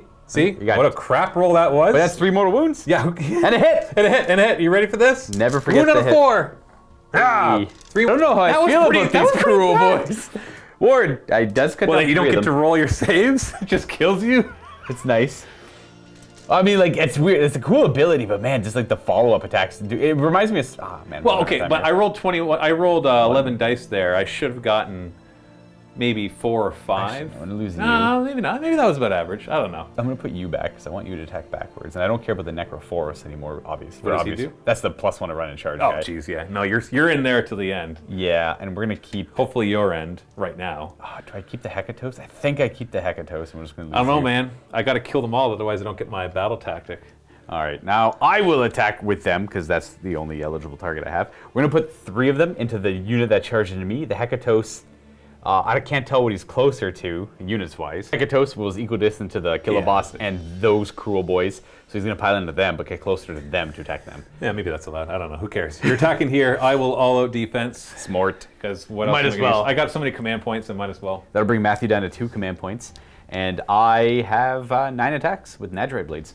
We hit on 4s. 6s do 2 hits. So Well, look at you, Mr. I can roll 6s. Literally everything hits, and I get 4 extra hits. 3s to hit, but I mean everything still hits. Yeah. And the 6s trigger more But it hits. means now it's harder. Yeah, it's 4s to Now wound. it's 4s to wound. Oh, there we go. It's always a bad follow-up, no matter what. There's a 1 relic you need with these guys. But even then, if I had that relic, it wouldn't have mattered. No, you rolled pretty crap in the That's second 4 one. at -1, but you have a 5 up. So yeah. back to a 5 up because of my all defense. I killed 1. Yeah. Whatever, that's less attacks. Yeah, I guess it's 2 less attacks. I don't know, this guy? No, this guy way back there. That guy there, all right. Sure. Well, I'll do the 9 of them, so it'll be 19 attacks while they're still in range. This is the champion. So 19 attacks, 4s and 4s, who cares? We're looking for 6s here. Correct. 6s to do mortal wounds. We got And they do better than the hey, other guys. 4 mortal wounds, not 4 bad. mortal wounds. Well, there's also like a Well, lot more it's not a attacks. hit, so maybe one of these will matter. I say out loud. 4s to wound. Okay, we got 3 wounds with no rend. 4 up save. Oh, Oh, jeez. jeez. Look, what is wrong with your defensive dice? So 1 more gets through. And that's 5. That's 5 total with the 4 mortal I had to wounds. make 2 of these to keep the unit alive. Not even 1. You got him. So the 1 that snuck through in the end didn't matter. I was kind of hoping I would save against it and I have 1 guy left. Well, I'm glad I didn't use the spell to turn that guy into a monster, because it wouldn't have worked, because he has to deal the killing blow. Exactly, yeah. But that's your battle tactic complete. Yeah, and it's all... Yeah. So this is also double good because if Matthew does win the double turn, he's not tied up completely over there. So that Yeah. that my hope was that 20-man brick would hold, but they just didn't. They just weren't. Well, they getting end up back with in. having no support. Once again, if these 3 had made the charge, those That was it, guys, yeah. that 19 attacks wouldn't have happened. And again, for the record, anyone watching, Luke, you made a bad call. I know I did, but it was in the interest of action. Yes. And I know that there's still, I'm not out of the game. I'm like, it's still a pretty balanced game. It's just a silly tactical mistake, but I went into it knowing it was. Right. So now, Battle Shock, I'm just going to throw Inspiring Presence on the Gut Rippers. You might as well. Their bravery 5. So losing 1 guy, you could actually... Now, the kilobosses do have a rule that if any unit within 3 inches can't lose more than 1 model in the battle shock. So no matter if I just fail, I lose 1 guy. But I've got 2 command points left and the round is over. Right. So there's no point in not inspiring presence. Exactly. Now, fun fact for the Bonereapers, anyone who is a Bonereaper player and unfamiliar with that that really good endless spell that was in every game, that +1 to hit one, that also makes it so you can't use Inspiring Presence now. Cool. That's absolutely cool. I love it. I love it so much. I can't wait to use it, but it's so expensive. These guys How many are so points is it? 85. Yeah. In addition to the +1 to hit, which is nice for these guys. Anyways, that is 4 points for Matthew because he's got 2 objectives. To tie up the game 8-8. Absolutely, as we go on to the 3rd battle round. Objectives will not be moving yet. It's on the 4th battle round that they coalesce into 1 objective in the middle. And they're also all prime, which I think is an interesting choice because they totally could have said that they're not prime and let the person who for the 3rd gets battle round double turned remove one of them. Yeah. But they wanted them all prime, and so they're all prime, so they cannot be removed. Right. So this would actually be a very good double turn for me. So let's because it all worked out for you. 3. All right. I don't get my double turn now. It will be Bonereapers. Well, unless you want to give it to me. I gave you a double turn. If they stayed alive there, I would have. That's true. I would have given you the double turn. It would if have they been a stayed alive stunted there. double turn. Exactly. It would have been then power back in my favor. But we will take the turn because they did die, unfortunately. But it is important I get rid of this still. If not, I still have a backup plan, but that's got to go. We are going to pick for our battle tactic, Broken Ranks. We are going... Ooh, okay. I'm going to say that unit there. That's not battle line. Oh, it has to be battle line, eh? Yes. Oh, wait, okay. Yeah, so you have to choose this unit of Gut Rippers or this unit of Gut Rippers. There's 18 wounds left there. Yeah. That's a tough one. That's a tough one. They're kind of hurt. It's going to heavily rely on me getting rid of that endless spell, actually. Oh, no, I guess I can just You can change your mind. I can just charge now that you through it. realize what is a battle. I'm gonna pick them. Okay. It's going to be Broken Ranks, kill them in the middle, and exactly that. Now, we have to do some punishments. The punishment of Agony doesn't affect the Kruleboyz all that much. It's -1 to hit. You don't care about that. Heroic actions. I think I will do Heroic Willpower still on the Leash Cavalos. Which heroic action would you like to do? Not Finest Hour. Oh, I should probably also roll for my discipline points. Yeah, you know what, let's do I that. should probably do that. Rolling for the discipline points. I only have 6 dice. I get 3. Okay, sure. I'm just going to go ahead and say You know what? You can stop tracking them. You can just do command. I just do whatever I want, right? I don't have enough units to really matter, right? They're going to hunt and kill. It would be at 7, but I'm down to 6 because I did hunt and kill. And then Matthew's at 3 because he's going second. I don't know. I think Heroic Leadership's my best bet right now. 4 up to get another command point. No, never mind. Okay. No more command points for me. Let's use that Heroic Willpower to try and dispel this endless This spell. is a big deal if you make this 7 plus. 6. Oh, you already got it. Ha! 10. Oh, look at you. For the drama. Boom. Even if I didn't, I think I would have just moved here and then charge through it. It still would have broken up your ranks. I guess what you could have done is moved it over here. Yeah. Yeah, to block your That's guys. true because I still get to move it. So I would have have clipped them and then plopped it right here. And that's basically like... It was important for me to get rid of that 100%. Okay, let's... what else do I do in the hero phase? Cast spells. We love casting spells. Absolutely. Let's go with Mystic Shield because that's fun. No. Womp womp. No rerolling that. That sucks. We're going to cast Reinforced Battle Shields. No. That's you're done too? Oh, you're done? Oh, no. Oof. I suffered D3 mortal wounds. Only one. And I don't ignore it. He's down to 4. Oh, you know, I don't even care about the mortal wound. The fact, because that stops you from doing your thing at the end of the bout. I gotta double check the rule. You might be right. I'm pretty. And the throne will not work because it's still in the hero phase. Because that hero phase, you can't cast any more spells. Oh, that's a big boys, deal. This is the very turn rough. you needed to soup everybody up. This was a very easy This could have been. Honestly, that. It doesn't mean that I'm gonna lose now, but it's gonna make what I want to do that much harder. This was a very easy. At least you got rid of the spell. If that endless was there and you did that, that'd probably be near game. That's almost game. Yeah. Yeah. I would have they would have had to go in this direction. I would have given up the battle tactic essentially. Okay. Well, no battle shields, no Mystic Shield. Let's go ahead and do a punishment. Yeah, I was gonna say that still. Let's do. I'm going to do either Lethargy or Agony on your Kiloboss there. It's a 4-up either way, and I'll decide which one I want. If I get it, I don't, so it doesn't matter. What do those do? One is you can't run, and when you charge, you only roll 1d6 when you charge. And the other one is just -1 to hit. Yeah. So either one, it would have been good. But -1 to hit would be good against the boss, because he actually has D6 exactly. attacks. The mount is kind of scary, so I might have done that one. But the D6 one is you fail on a 1 or a 2 on your charges, right? So that's kind of cool. Got to figure out who I want to give the unstoppable advance to, and I think it's going to be this harvester over here to try and catch these guys or both of them essentially, and carve them up some, just to start doing some damage with that guy, being a monster. He's going to unstoppable advance from the hero there to give him movement of 9. That'll bring me down to 5. Move these Mortek Guard to about here in rank in formation. So for the end of their move, we're going to run Mr. Wizard, the big nerd who failed me. He's going to go about there. I don't want to do anything too ambitious with him. Bloop. Now the Harvester is going to move 9 to about here-ish. Sorry, after they moved, they are going to redeploy. They're going to go an additional D6 inch, or they're going to move D6. 2 inches. Oh. And that's 2. So this makes your charge slightly harder. I was hoping for a higher roll, but really what it's to do is to give me more of a frontage, so that when you charge in, I have more guys fighting back. Correct, yeah. Because So they don't get the caught, objective's yeah. going to be coming here. So if anything, I might have even considered moving forward and blocking you up. But since I only rolled a 2, I think I'll just use that for you to come in. Because otherwise, you're going to outnumber my bodies, no problem with your 25 mil bases. Right. So I've just got to kill a lot of them. All right, Harvester time. That's where that Harvester ends up. Again, applying pressure on this flank. This Harvester is going to move forward 6. Ending there, and then I'm going to move both of those units forward. We're going to move to here, because we got to stay more than 3 away from these Hobgrots, as they're called. And then Mr. Leech Cavalos will move more than 3 away in that direction.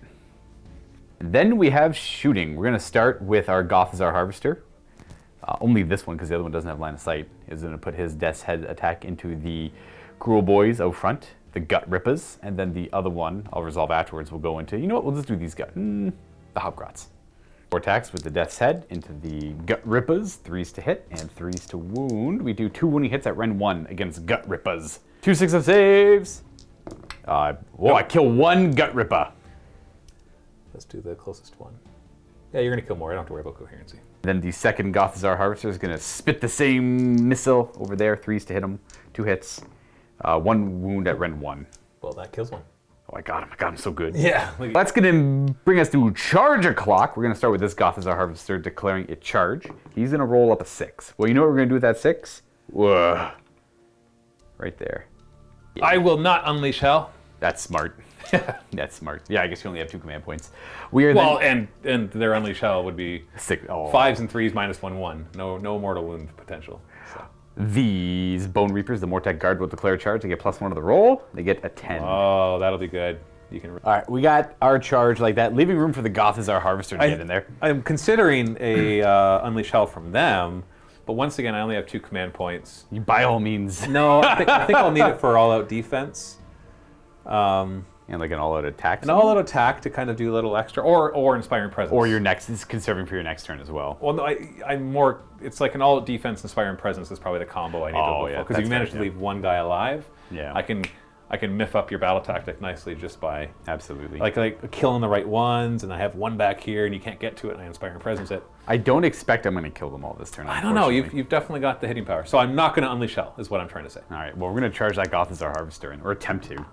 5? That's probably not good. Come on. I'm gonna say it's probably a 6. You are definitely more than 5.5, and definitely not more than 6.5.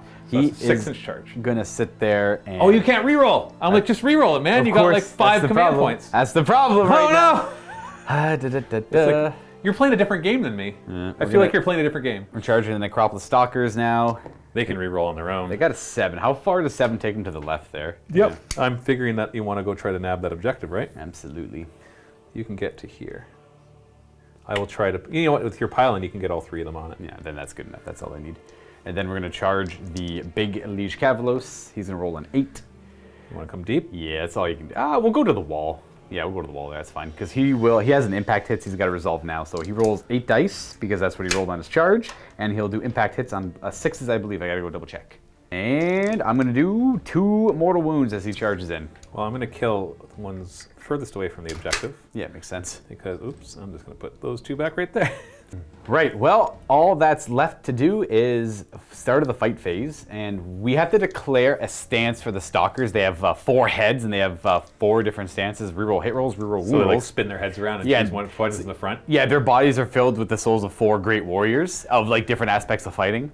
One is that all like reroll hit rolls, reroll wound rolls, reroll save rolls, or precision strikes, which is 1 more damage and rend on their attacks. So which is it? It's gonna be reroll hit rolls, I think. Yes. They're certainly gonna be rerolling hit rolls. Yeah, just kill those hobgrats. We are gonna fight first with these Mortec Guard. Oh, I'm sorry. I forgot to use my make you -1 to hit me. Oh, ability. yes, that's My right. Scare tactics. Scare tactics. Now I have to get 9 or higher now because I'm less than 10, but still have Right. +5. Let's see if it finally works. Oh! So That means they're I hit on -1 to fours. hit them specifically. Okay, I'm probably gonna whiff my battle tactic this turn, but I'm gonna try and do a lot of damage. I wonder if they both. Hold on. I wonder if they both can do it. Oh, they might be able to. Yeah, each unit can do it, so they're going to try to do it again, the same unit, because Yep. obviously they knew you were charging in. Oh, they, you get a +5 to hit them. No, just JK. I will fight first with those Mortec Guard, and they are gonna use Bludgeon instead of Shield Wall. Which is? They're gonna all have Rend 2 on their attacks. Well, I will be all-out defensing before you declare your targets. Of course, yeah. Obviously, on the one that I need to stay alive. Makes sense. Bring me down to 4, Matthew down to 1. I also forgot to do my Belchabana. You were within 3 inches when we started. And so, Oh, yes. 2+ does a mortal wound on 6s. Oh, hey, I dodged 6 it. is D3, so nothing. Just pukes over in the corner. Yeah, bleh.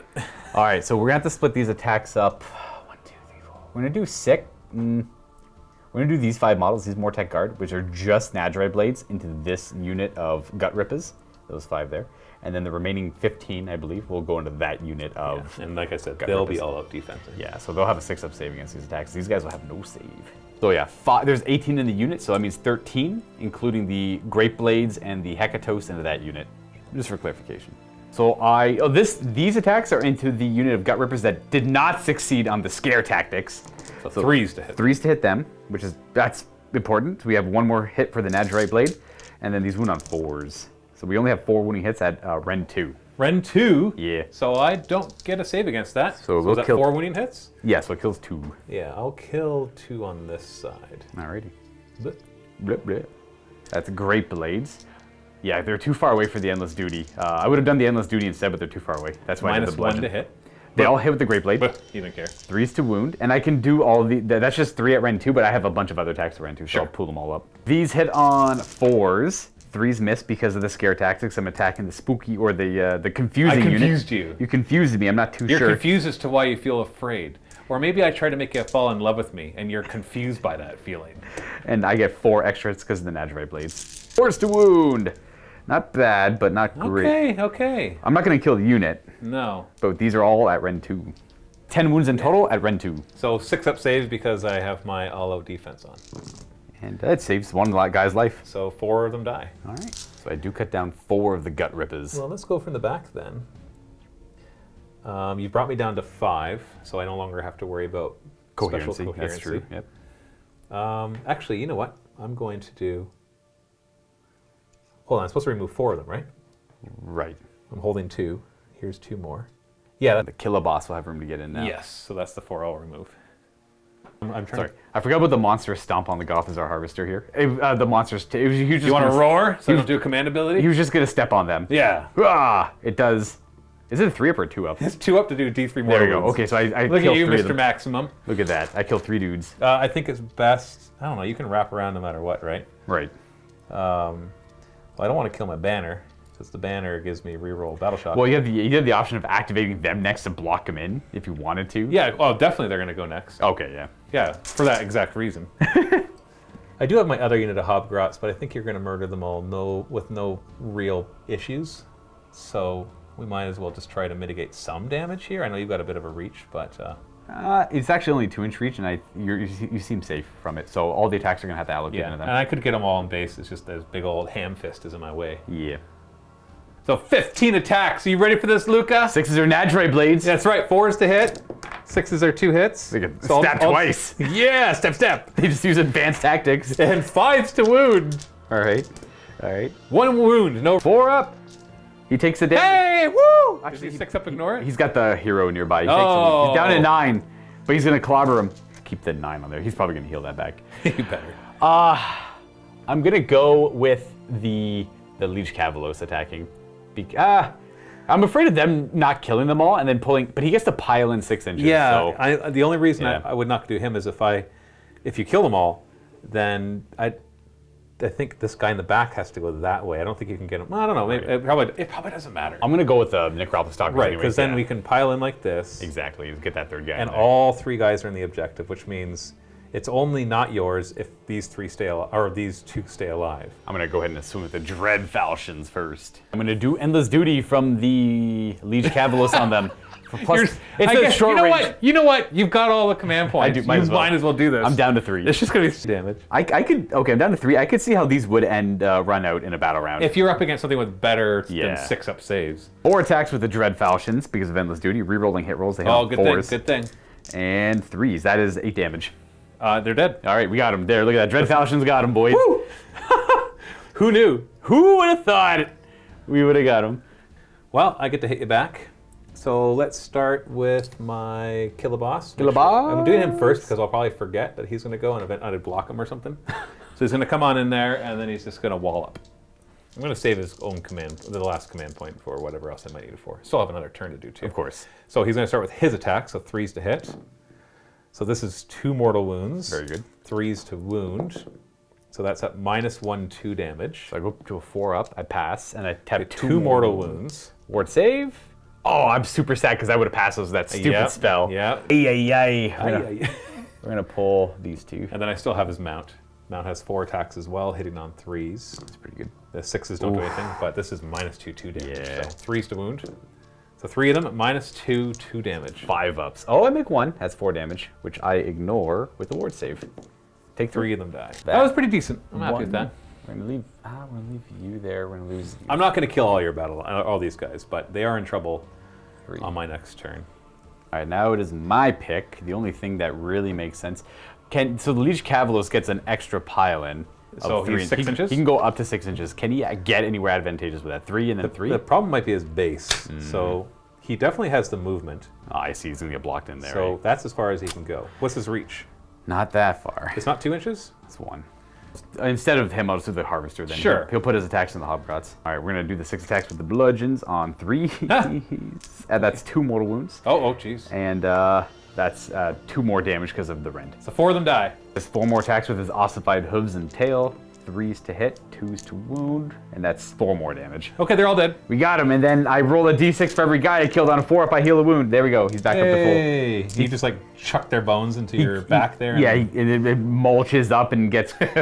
Yeah, bad things happen. Yeah.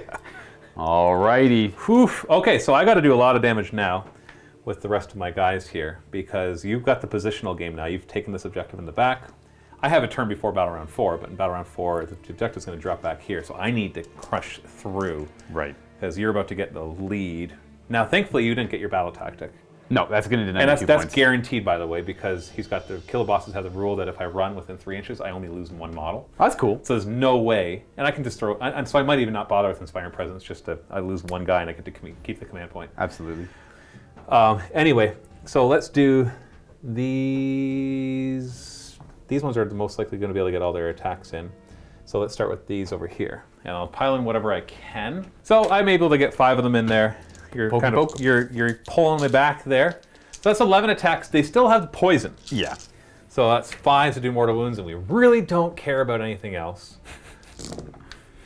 Not bad. We got 5 mortal wounds and nothing else. All right. Woo! That goes right to my ward This save. whole game should just be 1 Thank roll. you. Thank you. There's no 5s. I would have been even more upset if there was 5s there. We So take 4 of them just died to my losses. poison.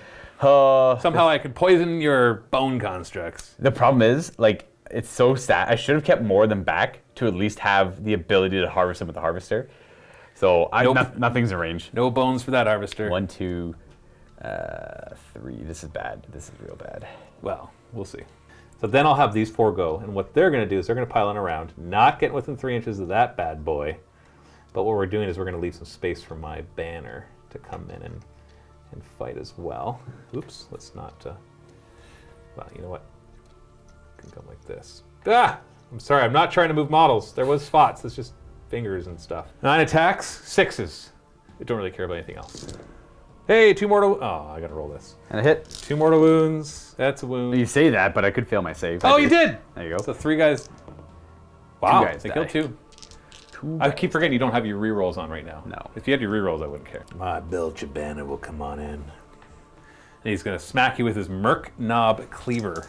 Are you ready you ready to be cleaved? Absolutely. So it's just, 3 attacks. 3s and 3s, -1, 2. But same thing, 6s do 2 mortal wounds. Okay, well, that was fun. All right, -1. That's 2 damage. Ward. Okay. This is very bad, people. You've got the position though, but I am killing your army. That's all my attacks, right? Everybody went? Yeah, and you already came in. You decided off camera not to pile in to get within 3 because you don't want to get tied up. I can't fit through the gap and I can't fight. Yeah. So you don't want to get tied up in that spot. So he'll pile in just outside of 3, yeah. Yeah, that's what we did. That's already. where he's there. Yeah. So Battle Shock, I'm auto failing the Battle Shock here, but I'm not going to bother rolling because of the rule that I said before that no matter what I roll, I can only lose 1. So I'll just remove 1.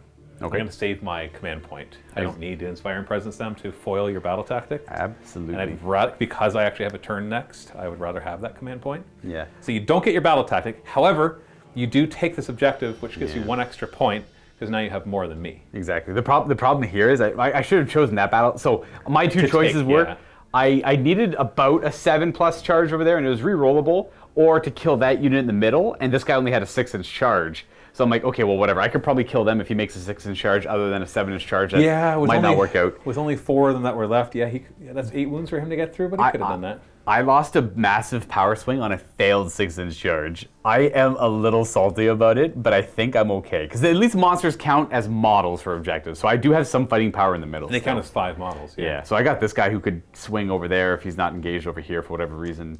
There's hope. But the consolation is I do get that objective. Go up to 11, but not getting my battle tactic as we go into Matthew's turn 3. And I still get to roll for mine. Ooh, I get no extra ones. So I'm at 3. 3's enough to work with, yeah. I stay at 3, Matthew sticks at 2. Yes. My battle tactic will be Conquer. Choose this objective, and that's under your control, and try to take it back. Now remember, models with 5 or more wounds count as 2 models for taking objectives. So he's got a couple of heroes. Between him and the Shaman, or even heck, retreating the banner. Although having the banner there for the few extra mortal wounds, I don't think I need it though. I think I have enough hitting power between everything here. So yeah, so I will conquer that objective. Gotcha. So really it's between Heroic Leadership and Finest Hour. But the thing is, they can get a rerollable save ignoring 1 level of rend, just from their stance. And so going for a +1 to wound doesn't really matter. +1 to save, on the other hand, could be handy. But I feel like you're gonna give up some hitting power to go for defensive power. And so I should save. But he's got a 5-up ward. Yeah, you know what? Finest Hour. Finest Hour on Yeah, because between the +1 save and the ward save that I gave him from the amulet, then he should be able to survive charging into the 3 of them. Just tie him up. You don't have to even charge him. I know I don't have to charge, but I kind of want to kill them, or at least tie them up because I'm not likely to get a double turn. It's less than 50% chance of getting it, but I could get it. Right. But I don't want to bank on that. And so I need to tie them up or do some damage to them. So yeah, so Finest Hour, what's your heroic action? A recovery on the wizard. Attempt at recovery. We got it. You did it! Yeah, he heals D3 actually. He goes back to, he's at 5 out of 6. Boom. I don't know why you're bothering, you're just going to miscast again. Yeah, oh please. My Shaman is going to give my, the boss the poison. Yeah, he's the only option. So I can give him the poison, or I could just cast a spell. Right. Give everybody +1 charge board wide and -1 charge to you. Who cares? We're already here. We're here. Yeah, we're gonna give the boss the poison. So on 5s, he'll do the poison instead of 6s. That'll be good. I want to make sure that these are gone, because if I do get the double turn and they're still there, that sucks. Yeah. Because like heck, you'd probably give me the double turn if they were still there. And I guess we'll try to cast Gnashing Jaws again, right? Right? Is that the best choice? Is that or Burning Blade?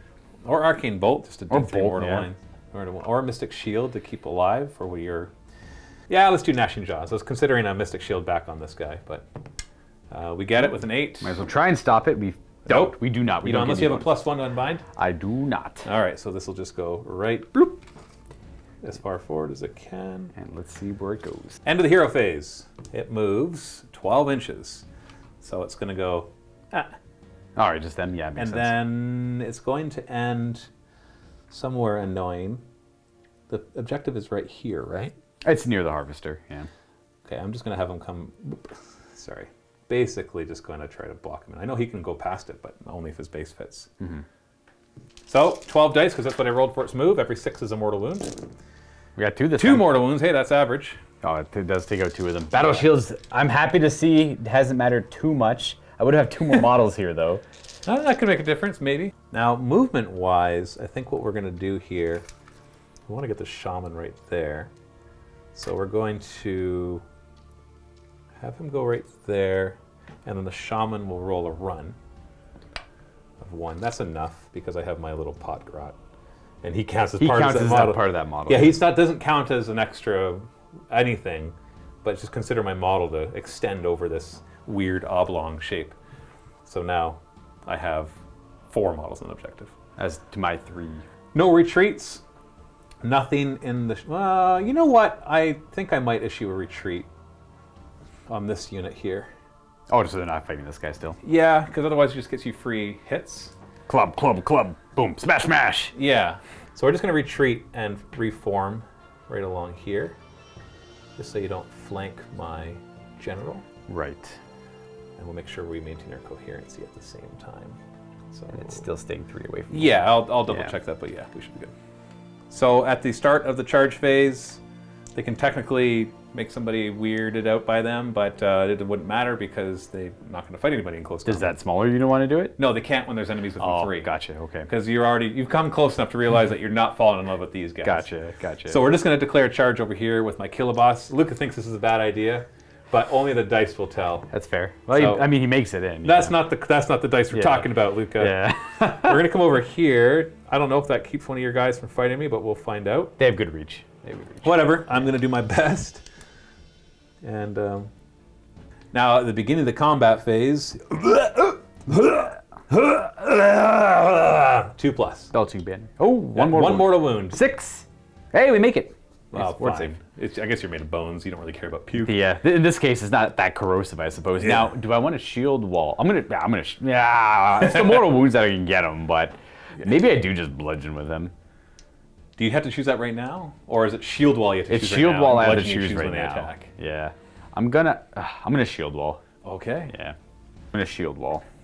I think I'm gonna parry with them. Even I'm gonna hope that they can kill him without the precision strike. It's going to be stance. tough because Yeah. I don't need all out attack because I already have +1 to hit on the charge. I still kind of want to do the precision strike, but I'm afraid of him doing 8 damage.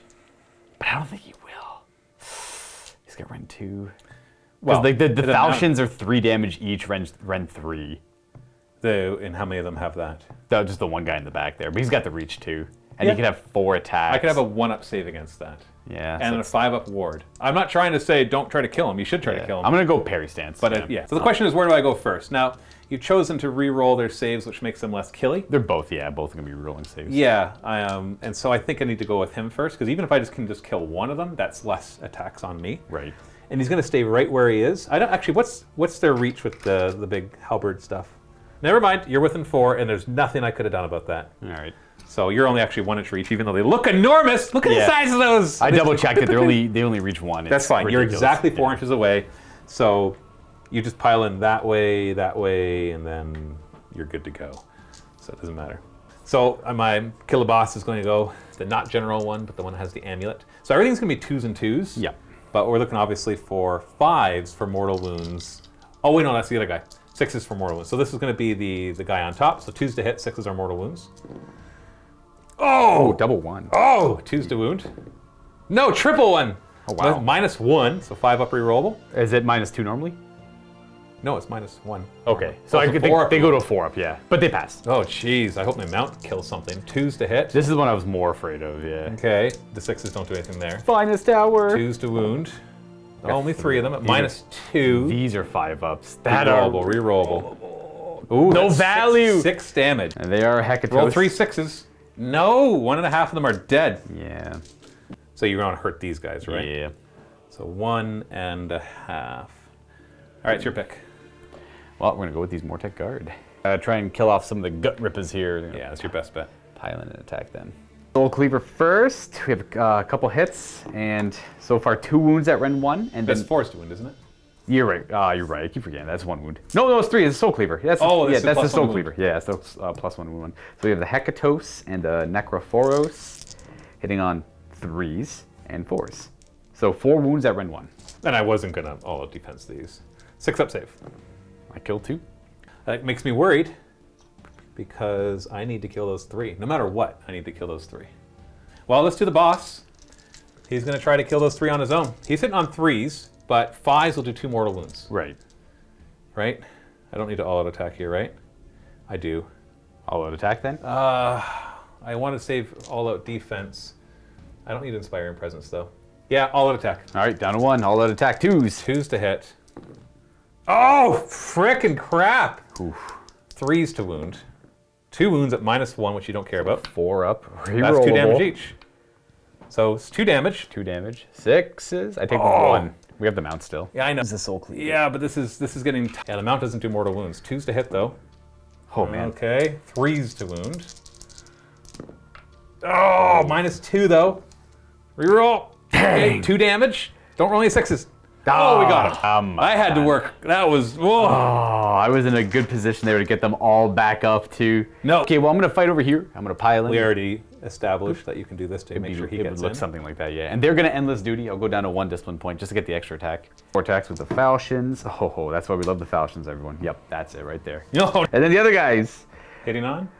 they hit with 3s and they wound on 3s. These are a rend of 1 and 1 damage. That was the 3rd one. Oh, sorry. I know I said it earlier. He was going to all-out defense. Okay, go for it. I don't want to not do it because you rolled so crap on the first one, so I'll still use my last command point on that. All right, So this is, sorry, there was 3 of them at -what? just 1.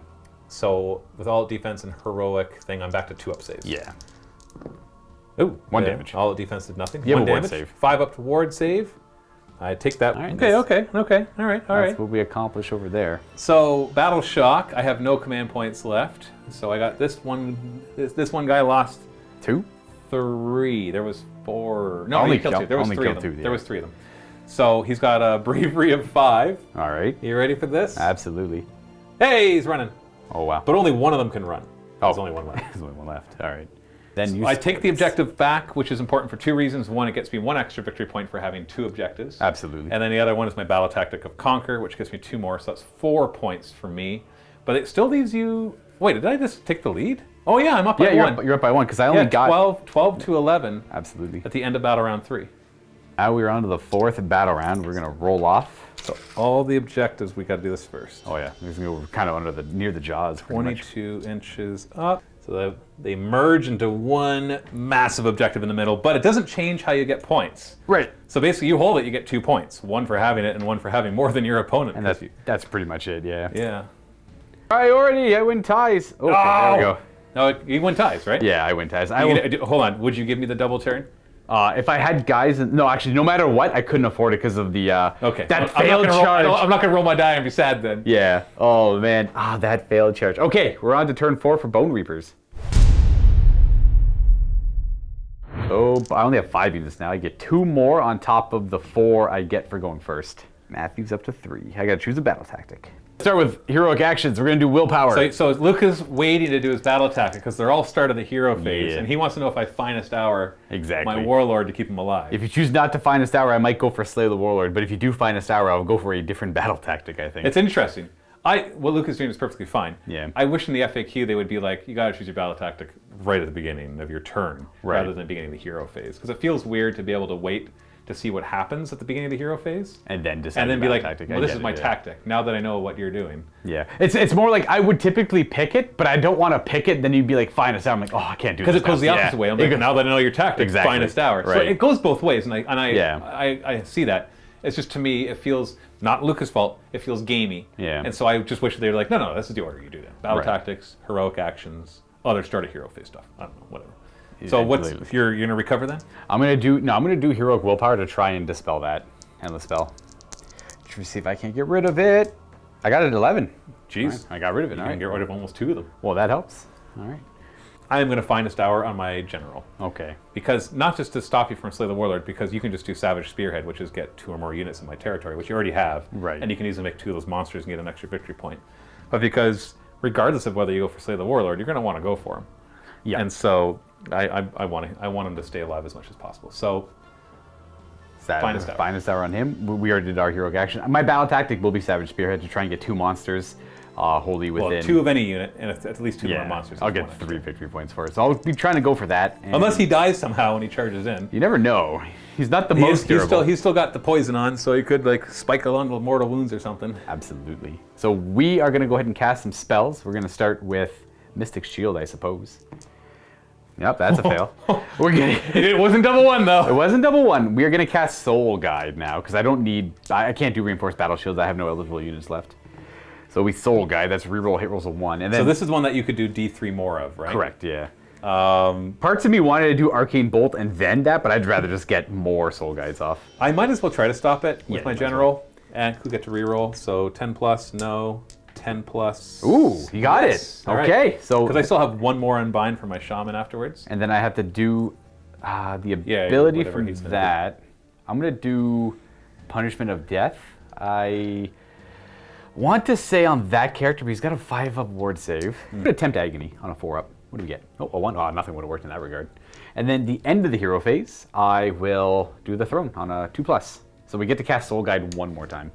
And it's going to be a success on a 9. Well, I'll try to stop it. I have 1 more unbind. Might as No modifiers or rerolls. Oh, close. Close. So I get to reroll hit rolls for something. Of 1. Of right? 1, yeah. It could be any unit I have on the table. Wholly within 24? Wholly within Yeah, 24. that's everything. What's the most important thing? I want to beat them up, but at the same time, I want to beat stuff up over there. Soul Guide on my Gothazar Harvester over here, because I do have to beat up a lot of these boys. That is going to bring us to movement, where we are going to move this Harvester up and around, outside of 3. This Harvester, I think, wants to go in this direction. We'll still go there. And then my Warlord, who my options are now that I know he can't fit through there. You can go up and over, though. So, That's because true. the question is, if he has space right here, He moves 10 in that corner. Oof, tough. yeah, so he can get within half an inch of that one, so you can just move up slightly outside of that and make that charge. Yep. So I'm gonna have to commit him to this fight over here because it's too late for him to come up this way. And it's not too late. He can be there on turn 5. Ah, crap. I don't know. No, we'll keep him there. We'll keep him there. And you, I suppose, will move a little bit closer in. Why not? Just to get you on the objective there. And we're going to go on to shooting. We combine their shots into them, but I have to do him separate because he rerolls hit rolls a 1 into the Gut Rippers. So we reroll the 1, and that's Soul Guide. We have 2 wounds on Gut Rippers. I'm just going to throw 4 more shots at them, and 7 wounds on 5 wounds on the Gut Rippers at Ren 1. Well, I got a 6-up save against that. Killed So 1. 3, so 1.5. Well, let's take from here and go to that guy, I guess. Alrighty. That is it for shooting. We're going to go on to charging. We'll start with this Harvester. 8. Well, we are going to have you just go kind of commit to he's got big dumb hands, so let's go. Oh, before you charge me, I'm going to try to spook you out. Oh, yeah. Scary stuff. I need to roll a 9 Close. because I hope it's 5 guys, so Very close. I didn't spook you out. And then we're going to charge with the other Harvester. 9. Ooh. Oh, where are you going? What's the save and how many wounds on that totem? 6 wounds, 5-up save I want to say, but let me double check. And the 4-up save. All right. 4-up save, eh? And he's one that does maybe 1 to D3 mortal wounds. I can't not have him in there, so we'll just go like that, I guess. Yeah, we're going to say we're closer to the boss. Sure. So you Why can not? get Yeah. nice and in there. And that's it for his charge. We're going to charge with the Mighty Archaeosian, the Liege Cavalist. He'll go 8 forward in, and he gets to roll 8 dice. And that's going to be 0 mortal wounds. All right, I got to choose stances. I am going to go precision blows on those Necropolis Stalkers there. Okay. And then I'm going to belch on you Oh, yes. on a 2+. Oh, wait, I got to... Oh, nice, okay. I have to do my monster things, too. Oh, yeah, yeah. We're That's going the end to... of the charge phase. Then. Yeah, we're going to... Oh, that's tough. Who do I roar? We're going to roar with you, I guess, onto the commander. I fail. I always fail my roars. And then he's going to stomp and do 1 mortal wound to finish off finishes the off the one one. boy. And we're going to go with the Stalkers over here first. And they're going to get Endless Duty. They're going to pile in just a little bit closer, yeah. Exactly. Down to 5. You're going to auto defense on that target. So that brings them to a 2-up save. We have 4 attacks with the big falchions. Okay, good. I got lucky there. They all hit. The 4s hit. 2 of them wound at Rend 3. Ooh, because Yeah. you chose the one The stance. +1 Rend, +1 damage stance. Well, that means I have a 5-up save against that. And how much damage? 6. 6 total. 3 per, yeah. Yeah. All right. So 5-up ward.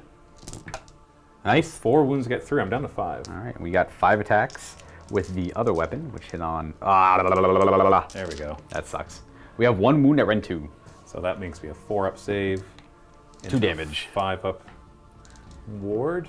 Oh, very nice. That amulet coming in big. That's such a good artifact. I know. I'm going to have my general go next. He's finest hourine right now, so he's got the +1 to wound. Right. And I will all-out attack and attack your... Mr. Harvester. Yes. So we'll start with his attacks. Now he still has the poison on him. So he's hitting on 2s right now, but 5s do 2 mortal wounds. Right. So 2 mortal wounds set to the side. 2s to wound because of finest hour. So these are -1, which you ignore. 4 up. Ooh, 2 damage each. Failed Mystic Shield. So that's 6 wounds in total. 6 wounds, which I ward. I take all 6. I got 4 left. Oh, let's do the mount. We're going to be hitting on 2s. No mortal wounds here.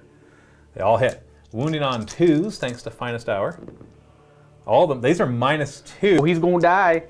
I make 2 saves. Okay, so if you roll any 6s, you're still alive. Oh, we Dies. got him! Oh, He dies. he dies! He dies. Okay, your turn. Yep, my pick. We're gonna go beat up some boys there, Make you feel better? just to make myself feel a little bit better. Well, Did you just miss? no, I reroll heroes a 1. I rolled 3 2s. We get 2 wounds at Rend 2. I get no saving against I that. killed 2 of them, and then I got 4 more attacks with his ossified hooves and tails. No more ones. And double ones. Look at that. So you killed 2 of them. I got you 2 don't of get them. to heal, and you don't care. No, yeah, he took no damage. I should have actually attacked with my leash cap. If you want to, actually, that makes It's more all sense. good. Because they can't do it. No, don't give up yet. Attack with him next. In the end, it won't matter. 3 attacks with his commander's blade. They all hit. 1 wound, Rend 1. Rend 1, and he is all-out defense. Yeah, he's got so it I've back to 3 up. You are okay. And I got 6 attacks with his mount. 3s and Oh, a mount that hits on 3s. 3s. Wow. Any rend on that? Rend 1. Oh, a mount with rend. This is amazing. You guys the same thing. Hey, but he's got like teeth and stuff. You're just a horse. Actually, no, you're a big old horse made out of bones. I made them all. You made them all. Nice. It's only Rend 1. That is all he's got. Sure. That's Yeah. my mount was 2s and 2s, and Yeah, I'm like, yeah. I can't believe you hit on 3s. Well, I'll have these 4 just pile in and do some token attacks against your harvester. Unless they roll 9 6s or something. Whoa, freaking crap. 4 mortal wounds, and then 1 wound with no rend. You're good. So 4 mortal wounds. Whoop. Do you have guys nearby to... No, he takes those 4. Then he would technically go and kill guys and heal 1 wound up to 7. Because Matthew was wanting Yeah, to he attack should with have him gone next. first. Yeah. He So he's up to 7 wounds left, which You can definitely do with your d6. appropriately. There we go. Later. Okay. Now you killed 4 of these, so battle shock. I need to roll a 1 to not run. So 2, so 1 of them runs, and I'm only 1 to run anyways, thanks to my thing with him. And I actually control this objective. Yes. Because that I is have 4 Matthew's. wounds worth of models on it, and you've got 2 wounds worth of models on it. Absolutely. And because I'm assuming he's not a monster, right? Absolutely not. And so you don't get that. You still get your battle tactic. You get 2 victory points because you have at least 2 units in my territory, because my territory starts here. But you don't have 2 monsters, so no bonus there. 2 points. So the score is 13 to 12 at this point as we go to my turn. I'm pretty sure Luke has lost. There was some pretty unlucky swings right there. And Luke is pretty sure he's lost, right, Luca? He's nodding behind the camera. He wants to concede. And I'm like, no, let's just play it out this a little further because it's so close that you never know what the swing might look like. Mm-hmm. So I'll do, in my turn, we'll just quickly do this. I get a command point in my turn. You You're get up to some. 2, yeah. You've got so many that we don't care about rolling yours. I'm going to do Slay the Warlord. What would you like here? And my heroic action will be, you know what? Let's try to get an heroic recovery. I don't care. 7 or less. No heroic recovery.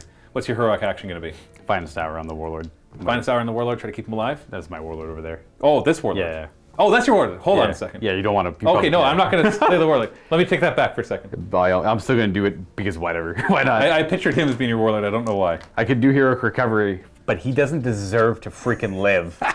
Every morsel of me is resisting the urge to literally crush him in my grip and never use the model again. Well, okay, so what I'll do is I'll try Bring It Down, which is kill an enemy monster. I don't think there's a better one for me.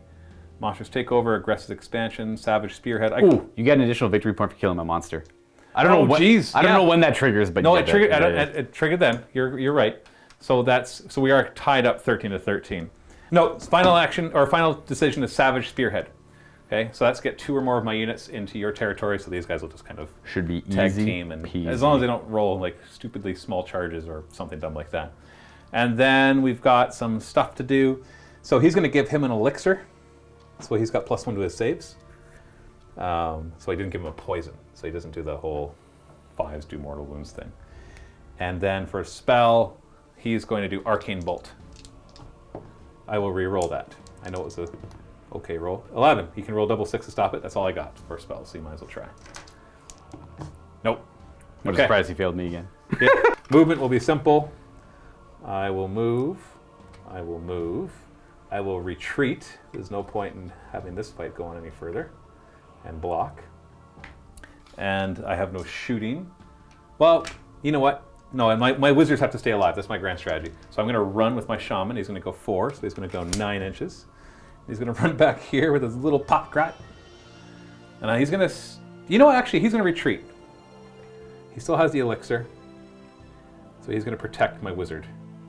To make sure that I don't want to, like, just because we're at the point now where, you know, it looks like I won. I don't want to do something stupid and all of a sudden, like, Luke is like, oh, wait, I can do this. That's not happening. I know. He's going to charge. He made it. Oh, yes. Okay. And that little guy right there is going to charge. He made it. Huzzah. And I'll have him fight first with all-out attack. Oh, wait, I don't need all-out attack. He already has +1 hit. So, no, I'm going to belch at you first. Ooh. So D3 mortal wounds. 2 mortal wounds. Takes 2. He's got 3 left. 3, yeah, there we go. Speed it up, man. Now I'll attack with my general. 2s to hit. So that's 4 mortal wounds. He's dead. Oh, he's dead. That's a fail. It is. It's a finished attack. Yes, it's a fail. Ah, Yes. we got him. We got him. Again, you're lucky you're not my property, or you would be broken right now. Does he never work for you? Normally he's not bad. And you know what? Like, all things, like, in all reality, his fails didn't cause me the game. It was honestly that moron's 6-inch charge that he failed and then died making next it turn. in there and then dying. Like, he's the guy I should break, but my frustration is, like, directed towards this model for some reason. But it was that one Gothizzar Harvester with the sickles. He lost me the game 100% Yeah. with paltry rolls. So to be clear, at this point, I get 4 victory points. Yeah, you get max this turn. Yeah, because I get 2 for controlling the objective. And I've blocked you from coming. Now, he can come over and you can come this way, but I don't think there's anything. That's not going to do much for me, yeah. Yeah, you could go for Slay the Warlord. It'll be like, no matter what, if I was to do the 5th battle round, it would be a close game, but you would win out by a couple points. Yeah. Yeah. All things considered, it's been an outstanding game, but I'm just, like, beyond frustrated. Let's go to the post game. Post game. Before you watch that post-game show, don't forget in the link below, you can check out the next game. It's going to be Kragnos and the Ogres taking on Nagash and the Soulblight Gravelords. If you're not a Vault member, you can check out the link below anyways. Get yourself a 7-day free trial. Check out that game as well as every other thing we have in the Vault. Everything we do, we pretty much do in pairs. That's twice as much content for you. And now, enjoy the post game. All right, now Okay, granted, so you gotta come down from the tilt. Because I totally get the tilt. The tilt is maximum, 100% understand it. literally nothing in my army worked for the build I brought. You basically, it looked like you were doing well, but you did just not well enough at every step. Literally And every step. Every step, because you're like, Yep. I gave you the double turn. Yep. You moved you had 2 units up, and one of them made the charge. Yep. And it wasn't even the good one. It was the one that really shouldn't have gone in. So that- unless the other one had made its charge. So the concept of that was, you're right, and I knew I shouldn't have charged with them, but I seen what my plan going forward was, and it was the typical 2 more tech guard with a Gothizzar Harvester beside them, nothing ever dies, super boring, right? And I'm like, okay, I'll make this interesting. I'll throw one away, but I'll do damage with it first. I'm not gonna trade up, I'll trade equivalent points, so I don't have to deal with the range one, but then you don't have to deal with 2 units constantly reanimating all the time. So I'm like, I don't want that. Let's just do a trade, and then we'll go down to, like, I don't have to deal with your range, you don't have to deal with that. So I'm like, I like that trade. I can It's do interesting that. you say that, though, because if you look down at the table, so you had the 1 unit right here, and Right. you had the other unit spread out up here. Right. And so I would have just focused everything I could on that unit. And I would have had like a buffed up unit of Gut Rippers with the mortal wounds on 5s. I would have had a Kill the Boss coming in with his damage, and another unit of Gut Rippers coming in. and the Waka Waka Gnashing Jaws, which would have hit them and then come over here to block the other unit. Right. Which I know you have a good chance of getting rid of. But Wait, sorry, what point is this? this is before you double turned me. Oh, before, yeah. So like when you double turned me, you ran this unit up here. Right, And you had the unit walk up here and then make the charge. right. And so if you hadn't have made the charge, I could have really focused on that unit. Now, you could have kept it back here, but I think that may have worked against you as well. But I don't know. I think you're right in the end. And you're also right that the typical playstyle that works well for Bone Reapers is kind of boring. It is. Because it's just by nature. It like is, because your ideal list is just remove these dumb guys yeah. and bring more guard, right? It's pretty much every unit of guard I bring one harvester, but don't do anything with the harvester. He just stands behind it. Right. And he acts as every wound I take on a Bone Reaper, after the ward save on a 4-up, I put a Bone Reaper back. Exactly. So that's... So you get 50% more of the squad, Yeah. which then becomes 50% more of that. Right. And then when things lighten up It basically doubles. It almost statistically doubles how many more tech guard there are on the Right. table. And you don't do that the entire game. You do that until the grind, until like turn 4 or 5, and then you can safely commit these guys to like fight on the side or something. Right. To get in there. Because So the like, moment yeah. they die, you've lost all your... Right. your- Which is evident when I charge the 20-man brick in. I'm like, okay, I'm going to charge them in. They're dead 100%. I'm pretty much throwing their lives away to kill a 240-point unit. Mine's You did. 280. You did. So Yeah. it's a trade down. I'm like, I'll get a little bit of points out of it here and there. So I knew that going in 100%. But this, and then I said, I'm going to play with this one unit and then the other harvester that was over there. So like this unit's going to go in, that harvester's going to go in. It's like a 6-inch charge, whatever. I probably won't fail that. And I did. And I'm like, are you kidding me? Like You don't get to reroll. and I can't reroll it. So, I mean, I gambled it on a 6-inch charge. I should have charged him first and then not charged the other guys. But I already chose the battle tactic, so I was kind of like eggs all in. The problem with the Bone Reapers is everything is a lot riskier. You're durable, you have cool command abilities, but everything you do has a much larger margin of error than every other army in the game. Because Yeah. you don't have at the double, you don't have forward to victory. Yeah. You don't have, I swear you're Yeah. playing a different game. yeah. I think their whole book needs a rewrite. Because this whole concept of we don't use the command abilities in the core rulebook, we just use ours, was fine Yeah. back when the only command abilities were 6s to run, reroll charges, and inspiring presence, and you don't even care about inspiring presence, right? So it's really just 6s to run and reroll charges. A lot of the big shift and loss of power comes from the new core concept that you can only order one type of order. You can't do Yeah, the same there's order. that too. So you put those two things together. You grant everybody else a bunch of really cool command abilities, because let's face it, redeploy, unleash hell Yeah. are really, really cool. Never mind the ones that we rarely see, but are good if you have extra command points, like rally, or because just getting models back. And you're like, hey, I got so many command points, but I only have a couple of units left, so rally and get a couple more guys off up off the ground. Right. And that can be really good. And you don't get any of those. Now, I still think Bone Reapers can play solid because you can just 100%, do what yeah. you said, Yeah. which is the boring, all right, everybody just block up. And It's a little bit harder to do that, but that would be the typical go-to because like now, mind you, unless you're against shooting, and then you're just screwed anyway. that's always been a bad Yeah.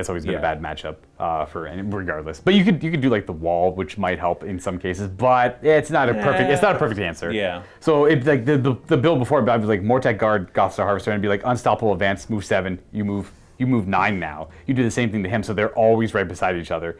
Now in this case, it's like they move 7 plus their run. This guy moves 6, and I roll a 1 on the run. And it's like, okay, well now he's automatically behind, right? That happened early on a couple times too. If you know what this feels like, honestly, this feels like Tomb Kings, because they're the replacement for Tomb Kings, right? I know that canon-wise, they have Right. nothing to do with the Tomb Kings. Right.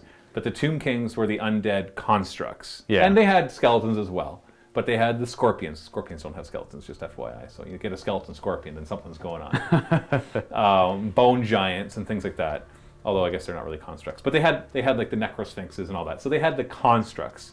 And then this introduces the idea of the bone construct. So it feels like a spiritual successor I agree. to the Tomb Kings. The one thing I remember playing the Tomb Kings is they relied heavily on their own magic. That all the things that everybody else could do, they could only do with magic. Right. You want to march? Magic. Yeah. So the moment you're up against somebody who could dispel really easily, you were screwed because you couldn't do the stuff that you're designed to do, or stuff that everybody else can just do. Right. But you've got to do it with magic. I feel like that's what this feels like now. That you're like, oh, I could do all this stuff. I'm like, yeah, I can already do that with the built-in command abilities to the core rulebook. Yeah. And you're immune to battle shock. Yeah, that's not as big a deal anymore. Unfortunately, I hate to say that. But because I love the idea of Battle Shock having a huge significance to the game, but Inspiring Presence is just too easy, right? Right. And now the unit champions can do it, so they could just run off on their own. Exactly. Like, Inspiring Presence! Work Wow! independently, absolutely. Yeah, so those Marauders can teleport to the back line and charge in. Inspiring Presence. Gore Gruntus can double move forward. Inspiring Presence. Yeah. Like, it's hard to shake things now with Battle Shock. A lot, you're right. A lot of the uniqueness about the Bonereapers has kind of gone by the wayside, and Yeah. they lack a lot of that, which is fine. I actually don't mind that. It's just this game was specifically frustrating because they constantly rolled ones on their runs, and then the Mortec Guard kept running more and more forward. Now, yes, I agreed the one unit I charged forward, I shouldn't have done that, but that was more for the interest of the game to keep it on its toes. We just did a pretty evenish trade, and then I don't have two units, two big bricks, just grinding all game. I hate that. It is kind of boring. I want to avoid that. And if I possible. don't think the Kruleboyz will be able to punch through that because the Kruleboyz cannot grind. Right. Because That's- yeah. they have 5-up saves and 6-up saves, and they'll just die too easily. I know all-out defense can help that a bit, but everybody else is running around 3-up and 4-up. Yeah. And then all-out defense on top of that. Right, so. because it's every guy I lose, I get every 2 I lose, I get 1 back, and then when when I start doing damage to your units and he's nearby, I actually heal my units back up to their 20 when they're harvesting the bones of the Kruleboyz, for example. Yeah, exactly. It's a great build, but it's just I'm always on the fence about it because it's not super entertaining. But I like the Bonereapers because I love the look of the Necropolis Stalker. Probably one of the coolest units in the book. Oh, sure. But they're just so... Well, and these guys too, like the Liege Cavaliers. Oh, I like him. He's actually good. That horse construct. Yeah. That's awesome. I think that's just a good model. He's got great command ability, great movement. He's especially as a Petrifax Elite guy, he's quite good as well. 3-up save, ignoring the first level of rend. And it's funny too because this is a good example of old codex versus new codex. I know I don't have a new. Not Battle quite, yeah. But the idea that all your stuff is focused on saves and saves and saves. Yeah. And then I'm just like, mortal wounds. Mortal wounds, exactly. And right. I just like, I don't care. You ignore 1 level of rend. You get to reroll your saves. Yeah, Not that that didn't matter. really It mattered come up, against yeah. these guys, but that's it. Everywhere else, I'm just like, whatever, mortal wounds. And I don't mind there being lots of mortal wounds, but everybody needs lots of mortal wounds then, right? And if everybody has lots of mortal wounds, all of a sudden my 6-up and 5-up saves are not a big deal. If you're paying points to get your 3-up saves and your built-in rerolls, Yeah. and then somebody else comes along with mortal wounds, then you're like, well, I'm paying twice as much as I need to. Just give me 5-up saves and give me a points discount. And so if that's where they're going with the game, and I don't know the answer to that question because we haven't seen the Stormcast Eternal Battle Tome and Auric War Clan Battle Tome. All we've seen is a Dominion box set, which gave lots of different ways to mortal wound to the Stormcast Eternals, and an almost entire army-wide mortal wound capability with Kruleboyz. I remember playing the Dominion box game where it was a Stormcast, and he's walking around with his 3-up saves with all defense. I'm like, how am I supposed to crack that? And I'm just like, mortal wounds. Yeah. And it was still a good close game though, because in the end we both it worked. This was a great close game too. This was an amazing game. But once again, because you decided to be like, let's be a little more brash than normal so we get an interesting game, not just, march up. And then once again, the scenario can change that too. My army can change that. If I was playing Karajan Overlords and you're just marching up and I'm just like, well, I'll just jump over wherever the heck I want, pick off your characters. You're like, well, that's a rough matchup. that's a rough matchup for anybody. That's a rough matchup. Yeah, because they can pick out characters of interest and make sure they're dead, right? So I don't know. It was good, but good back and forth. I can see why at the end you're just like, bah. Yep, done. That's too many things have failed. Yeah, bad magic, bad movement, bad movement. Yeah, your magic for like 2 or 3 turns in a row is just, which sucks for death. 100%. Well, especially when I'm focused on what really what actually put me over the edge is when I had this one harvest, not this one, but the other harvester fighting your Killaboss, and I had failed a Mystic Shield yet again on a 5 to cast. I'm like, okay, whatever. I charge in, I do my saves, I roll 2 3s on him, and I would have made it. I would have passed. I took 4 damage, and he would have lived. And I rolled 2 3s. Yeah. I was beyond upset internally. I'm like, are you kidding me? Are you kidding me right now? you see the snowball, right? Yeah, exactly. Now, mind you could have unbound it, so there's always that. But I don't mind that as much. That's enough ranting from me. That was good. I'm glad to see a good game. I haven't had a good game against Bonereapers, period. It's always, I hit your wall and then I die. Right. I've never had a good game. I like to be a little more brash. I don't want to. You're right. I like to be a little more brash with them than I should be. And then I get flack in the comments for it. And yeah. So that's the thing. Like, Oh. If you're coming to MiniWarGaming for the perfect army list and the tactics, You get that one in every 10 games, and then you get 'cause bored we'll of be it. like, you know what? I want to play Yeah, it because I'm going to play it exactly. right. But once you figure it out, it's like, what do you want every single game to be the same list? It's and the same list, tactics? same tactics, same play style every time. No, so you no, have no. to change it up. No, You have to be more brash. You have to. Yeah, that's the problem. Do interesting things. I just Still try to win the game. Yeah. But you set a new set of parameters. I'm going to build this list. Now I'm going to try to win the game. Exactly. It's yeah. not so much how do I build the perfect list. There's always elements of that, of course. Right. Like when I was building my list, I was trying to figure out what's best. But I confined myself to certain restrictions. I'm like, here's my leaders, and now I'll build my list. Exactly. And then I'll try to fudge around with that. Like adding the endless spell at the end. That was Luca's idea. I'm like, sure, yeah, okay. And it actually did pretty well. It blocked you in it cut a couple It more. just filled a gap, a big empty gap that you just had. Yeah. 70-point gap. Yeah. So. It was a good addition. Well, stay tuned for more Age of Sigmar. Thanks so much for Absolutely. watching. Happy wargaming. Happy working.